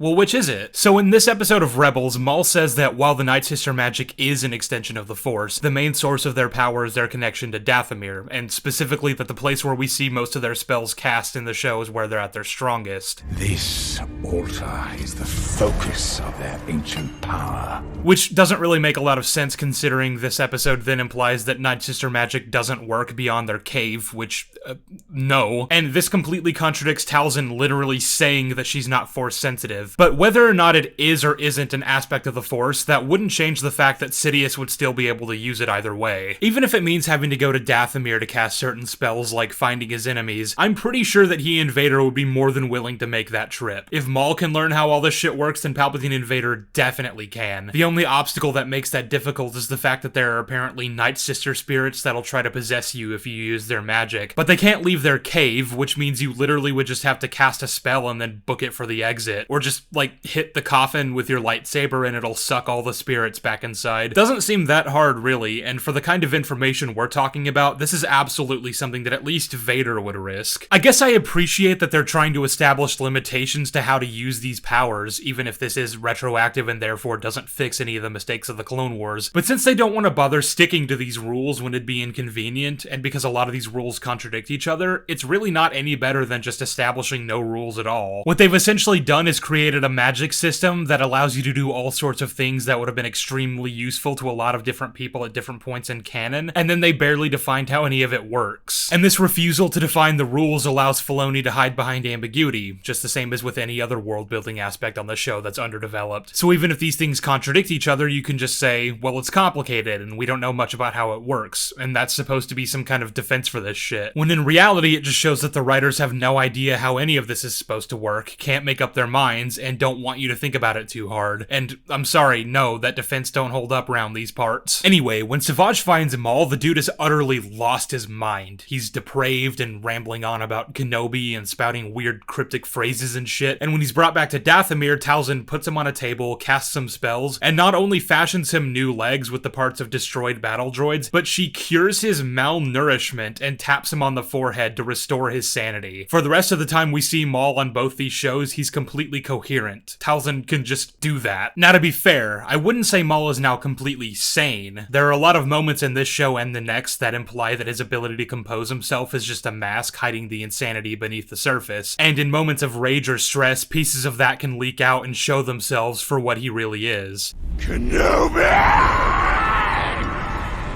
But the thing is, I'm not entirely sure if that's meant to showcase that Maul isn't really sane and that Talzin basically slapped a band-aid on a gaping wound, or if I meant to interpret it that he was just always a bit feral and animalistic. Either way though, that's still a hell of a trick. Even if this apparent sanity is only a facade, it's more or less a convincing one. Maul's once incoherent ramblings are turned into regular sentences uttered by someone who seems cool and collected. I really don't see much of a difference between this Darth Maul and the one we see in The Phantom Menace, other than that if anything, he's more eloquent now. He goes on long, poetic tangents and seems to be a lot more intelligent and contemplative than he ever was before. So it doesn't exactly seem like anything has changed except maybe for the better, meaning that this is just one of many tricks up Talzin's sleeve. But honestly, I think what she did to Maul pales in comparison to what she was able to do to Savage, and the implications of what I'm gonna go over next are so horrifically world-shattering that it might even rival what they did with Sabine and Ahsoka. In fact, I think it might even surpass that. Because yes, the Force is powerful, and telling us that anyone who trains hard enough and has enough discipline can learn to be a Jedi is obviously really stupid. But now imagine if I told you that, even without that addition to the canon, we already had a character who was never once shown to have any connection to the Force, transformed into a Hulk and given the ability to call on the dark side and rival some of the most powerful Force users in history. With Night Sister magic, which we've already proved to be a far more OP magic system than the Force ever was, you can take any person you want, give them incredible strength, and grant them the ability to use the Force.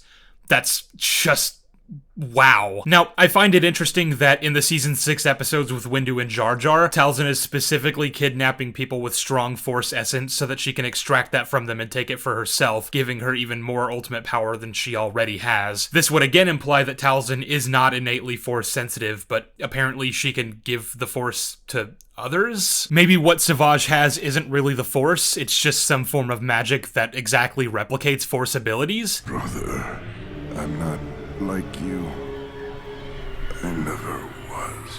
But even if that's the case, then what's the difference really? If you're able to just pick a guy out of the crowd and turn him into someone strong enough to give Count Dooku a run for his money, then you've successfully cracked that recipe as far as I'm concerned. Now create an entire army of Savages and make them loyal only to you, and you'd become a force feared by Jedi and Sith alike. But even still, just to pick on Ahsoka one last time before we move on, I think it's funny that Talzin thought she had to do all this just to give herself the Force, meanwhile Sabine could just do it after a minuscule amount of training and the power of belief. What a franchise. So just to recap, Talzin is a character who can create force fields around herself while blasting energy beams at her opponents. She can fly, teleport, move through physical objects while becoming intangible herself, create voodoo dolls and use them on anyone no matter where they are in the galaxy, restore someone's sanity, turn regular-sized men with little to no trace of force sensitivity into brutish, hulking monsters with force powers that can take on fully trained Jedi and Sith, transform existing objects into different things with a few chants, and turn herself and others invisible, along with a laundry list of other world-breaking things, and all without a trace of force sensitivity, maybe, depending on which show you're watching. Originally on that list, I also wrote that she can materialize objects out of thin air, but again, if you've seen my Ahsoka video, you know that I now have my doubts about whether or not that's true. A lot of people defended what the Great Mothers do in the Ahsoka finale by saying we don't know it's the same sword as Talzin's, so it may not be that they teleported it between galaxies, and I'm not convinced by these arguments, considering the show really does seem to strongly be implying that they're one and the same. The blade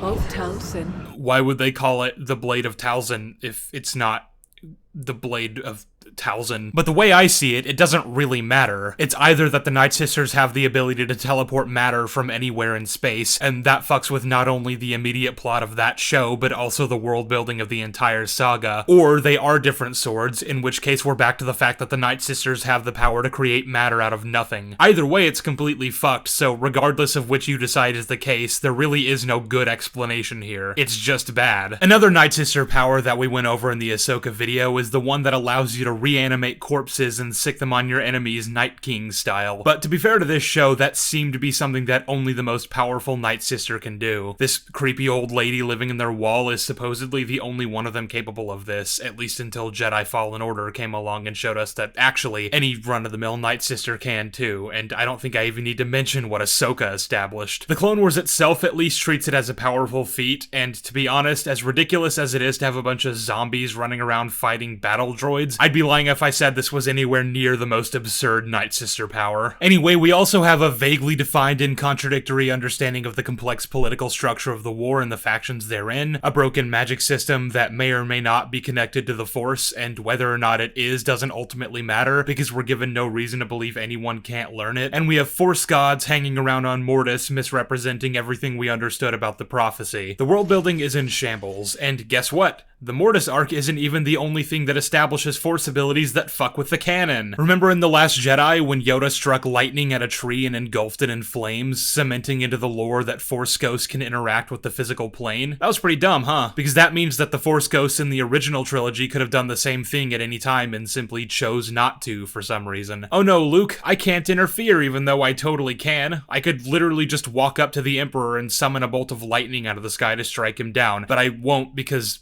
reasons. Well, guess what? That wasn't the first time we saw it happen. In one of the last arcs on the show, Yoda begins hearing the voice of Qui-Gon Jinn, which starts him down the path of discovering how to become a Force ghost himself, as we see he's already started by Revenge of the Sith. And, then this happens.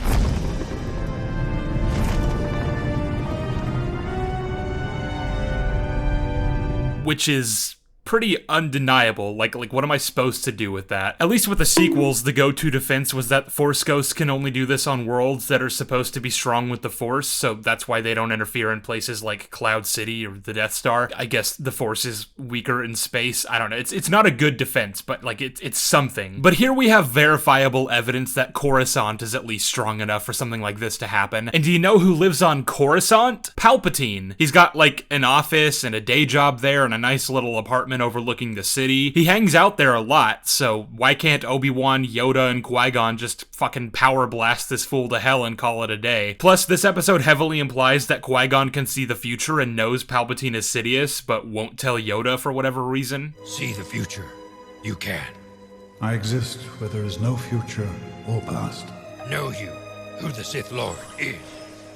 I can only show you a place where the answers will be revealed to you. So here's the thing. The only defense that really kinda works for this is that for whatever cosmic reason, the Force ghosts aren't allowed to, or they don't want to because of some unforeseen reason we can't possibly understand. Like maybe the fabric of reality will crumble if Qui-Gon lets it slip prematurely that Palpatine is a Sith Lord, or maybe it's tethered to the Chosen One prophecy, and they're all so hell-bent on that playing out the way that it does that they're willing to let the entire Jedi Order be genocided, including the children, and allow the Empire to reign supreme for 20 years, all for the sake of some dumbass prophecy that, honestly, didn't really seem worth it in the end when you look at it retrospectively. But even if that's the case, then why risk interacting with people at all? Do these interactions that the Force ghosts have need to play out in order to progress the story? Well, yes, they would have to, otherwise how would Luke have ever known to go to Dagobah to meet Yoda? But in that case, I guess all these conversations are predetermined, so are the ghosts just following a script? Is Obi-Wan only pretending to tell Luke not to go face Vader when in reality he actually wants him to because of like destiny or whatever? Because to be completely honest, that's pretty lame. I think these scenes worked much better when the mentor character was actually advising Luke not to make stupid decisions, only for Luke to do it anyway because he's brash and reckless and learn his lesson later. But with this added context, I guess Obi-Wan's just a jackass using reverse psychology to get Luke to run off and get himself maimed and traumatized. That certainly changes a lot of his characterization, doesn't it? And all for some abstract greater good? Also some fucking cyborg can drop old scrotum face Sheev down a reactor shaft? And since these arguments are primarily made to defend the sequels, I guess all these ghosts were just so hell-bent to ensure that the Empire rises again, the Republic fails again, and all the main OT heroes suffer and fail and die just so that the new characters can come along and fix what they fucked up. All part of the plan. What a fucking worthless story at that point. And all because the writers couldn't just fucking pay more attention to the rules rules and leave well enough alone for God's sake. If I'm completely honest, I never really liked the Force Ghosts to begin with. I think they're kind of a lame concept, and if I were allowed to change one thing about the OT, I'd just get rid of these motherfuckers. Not just because I know how fucking broken the canon would end up being down the line thanks to their inclusion, but just because I would rather the mentor characters stay dead rather than hang around for 2 movies, cheering Luke on from the sidelines. It's not like you even have to change that much, just have Luke find out about Dagobah some other way, like through Obi-Wan's journal or something. For what it's worth, I actually do like this arc for the most part. Aside from the issues I already mentioned, it's mostly fine. It's basically just Yoda going on a spirit quest with R2 along for the ride, and we learn a lot of interesting stuff about the origins of the Force. Stuff that doesn't contradict anything and actually expands on the lore in interesting ways. There's a lot of cool conceptual moments and metaphorical representations of Yoda's psyche, including one scene that's actually a pretty good character moment for him. In it, he has a vision that he's back at the temple surrounded by other Jedi, including Qui-Gon who's still alive and Dooku who's still a good person. It shows him a world where he's not at war and the Jedi are prospering in tranquility. This is the idealized version of the world in Yoda's eyes, his idea of perfection. Despite everything, all he wants is for the apprentice he trained since he was a small boy to come home and for everything to be set right. And then he has to come to accept that that's not the way things are, and that to pretend otherwise would be to deny the truth. This kind of thing was what I was talking about in the Dooku section. I want more shit like this. I want to understand what kind of relationship he and Yoda have, how much they must have loved each other, and how Yoda probably looked to him like a son and was heartbroken when he realized just how far he'd fallen. Aside from this one scene in what was originally the final arc on the show, we never get to see anything else of the sort. But to give credit where credit is due, I really like the scene, and I like seeing Yoda get some character development for a change. I think I've more than proven that this show did a terrible job at world building, but before we close out, I'm not quite done yet. One of the things that still needs to be addressed from the responses to the last video is an argument that I keep seeing made, which is that I've somehow twisted my references to come to the rather unnatural conclusion that this show is bad. It can't simply be that I watched the show, found a plethora of writing problems, and decided to share my findings with you all. It has to be that I went in with the understanding that, no matter the actual contents of the show, I needed to find some reason to call it bad, because the show really is just that good. It simply isn't possible that the Clone Wars isn't well written, so the problem must be with me and my intentions, which I suppose is just an extension of the accusations I addressed at the beginning of this video, but like I said, it's come with that particularly bad faith add-on that I've distorted information to fit my biased narrative. So, for example, I criticized Ahsoka learning the lesson in a Season 1 episode that she needs to be more responsible with the lives of her clones, and she needs to quell her impulsive desire to do things her way and listen to her superiors, because ultimately they are just trying to help her. I then provided an example of her learning that exact same lesson again a mere 2 episodes later in the premiere of Season 2, and said it was frustrating to watch her repeat the same lesson without any spacing between the episodes. Plus, the Season 2 episode taking place after the Season 1 episode essentially means that she learned nothing from the death of all those clones. A counter I received by many in the comments was that the episodes in the first 3 seasons are all out of order, and that the episode in Season 2 where she nearly gets her clones killed is set chronologically before the one where she arcs from that lesson. Of course, I already knew that the initial seasons had episodes that were out of chronological order, and I even mentioned as much in the video, so the people accusing me of twisting my references to fit a narrative have called out my hypocrisy for overlooking that detail in my assessment. But of course, an accusation like this can be easily fact-checked. You would just have to go to StarWars.com and check the official list, which is what I used as a baseline for my chronological rewatch. It places the Season 1 episode before the Season 2 episode, which is the information I was working with when watching the show. I use this list as a reference point, and I'm given no reason to assume it's inaccurate, considering it's from the official Star Wars website. The only way one could possibly come to the conclusion that the Season 2 episode takes place before the Season 1 episode is if you simply missed information. You would have had to either not know that this list exists and is publicly available for anyone to use, or you do know that and chose not to check it, choosing instead to just decide one takes place before the other, because for it to be the other way around would make my point accurate, and that would be inconvenient. The motivations for why someone wanting to defend this show would attempt to ignore the available information is something I'm going to circle back to in just a moment, but I have one more reference to point to first. A much larger example people have used when making this accusation is about Mortis. Particularly, I took issue with the fact that all these wild, fantastical events happen to these characters, and yet it's never brought up again, except for one time during the Yoda Force Ghost arc, as we touched on earlier. But a lot of people in my comments have told told me that I've misinterpreted the facts, either deliberately or otherwise, because the characters in fact did not retain the events of those episodes. The amount of comments I've gotten telling me this has led me to the startling realization that a lot of Clone Wars fans genuinely believe this to be the case, as well as basically anyone else I've talked to about the subject. It's fascinating to me that so many people believe this, especially those who claim to have heard out my points, since that would naturally imply they watched my video, and I literally provided evidence in the video that they remembered it, which I'll show again now. You were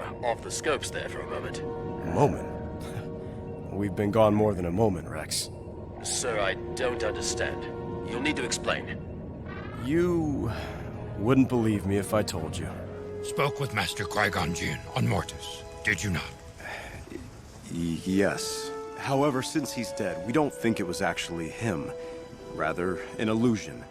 A mind trick formed out of our memories. The first clip clearly shows the three of them waking up from a shared memory of the events they just witnessed, giving each other knowing looks about how Rex wouldn't possibly understand, having not been there. The second is a clip of Yoda and Anakin directly referencing events that took place on Mortis, which evidently all made it into their official report to the Jedi Council. So not only do Obi-Wan, Anakin, and Ahsoka remember it, but the Jedi Council know about it too. These are indisputable facts, proven by the show itself, and like I said, I provided these references in part 1 as well. So the only way the people making these comments could have not known about this while claiming to have heard my points is if they either didn't pay that much attention or they never actually watched the video in the first place. And in either case, I'm not really sure how I'm supposed to take your argument seriously. I think people remember this scene of Anakin getting his memory erased by the father and just assume that he must have lost all his memories of the events, but the only thing the father made him forget was his vision of the future that caused him to turn to the dark side. You can't even infer that the father also wiped his memory of everything prior because of, again, that scene where he talks to Yoda. He remembers seeing Qui-Gon. Though, of course, with or without this confirmation, I still wouldn't believe you if you wanted to infer that, since the show gives no indication that it's the case, and in fact confirms the very opposite by the end. Plus, Obi-Wan and Ahsoka never have their memories erased by the father, so even if Anakin did, they could have just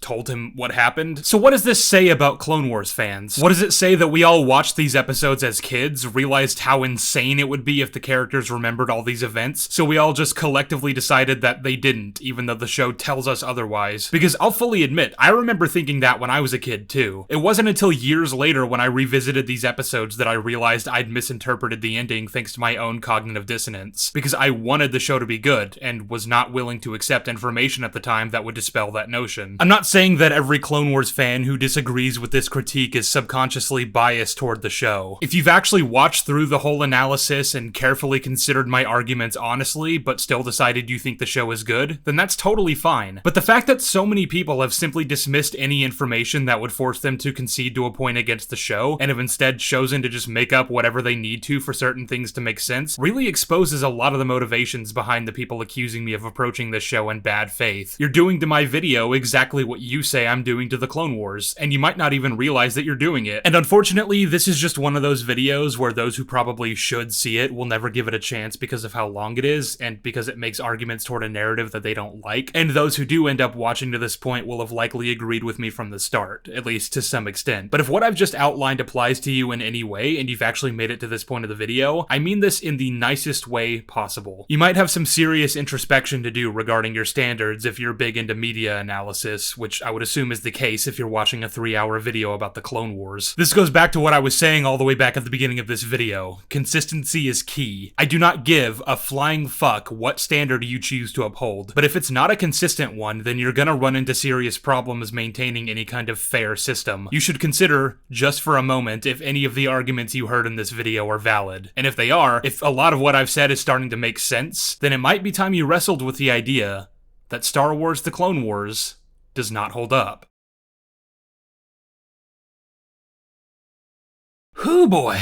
So that video was a bit on the long side, wasn't it? Thank you guys so much for watching. You have no idea how much time I put into this video. I've been working on it for well over a year now, and planning it for almost 2, so this has been a long time in the making. I'm glad I was finally able to share my findings with you guys, and I hope you enjoyed the video. If you watched all the way through and are here now at the finish line with me, welcome.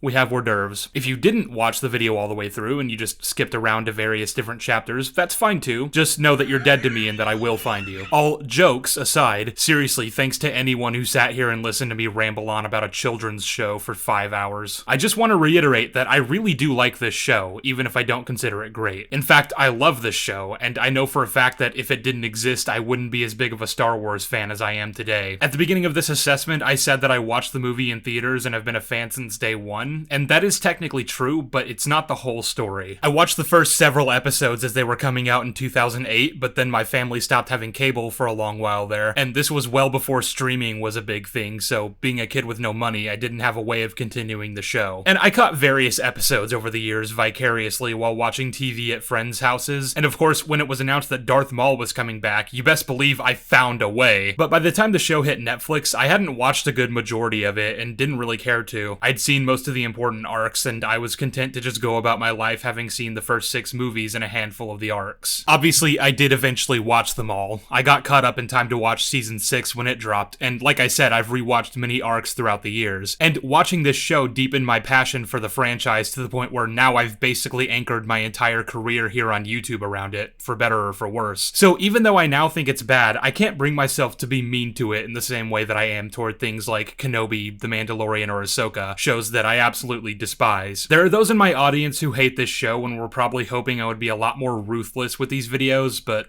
nah.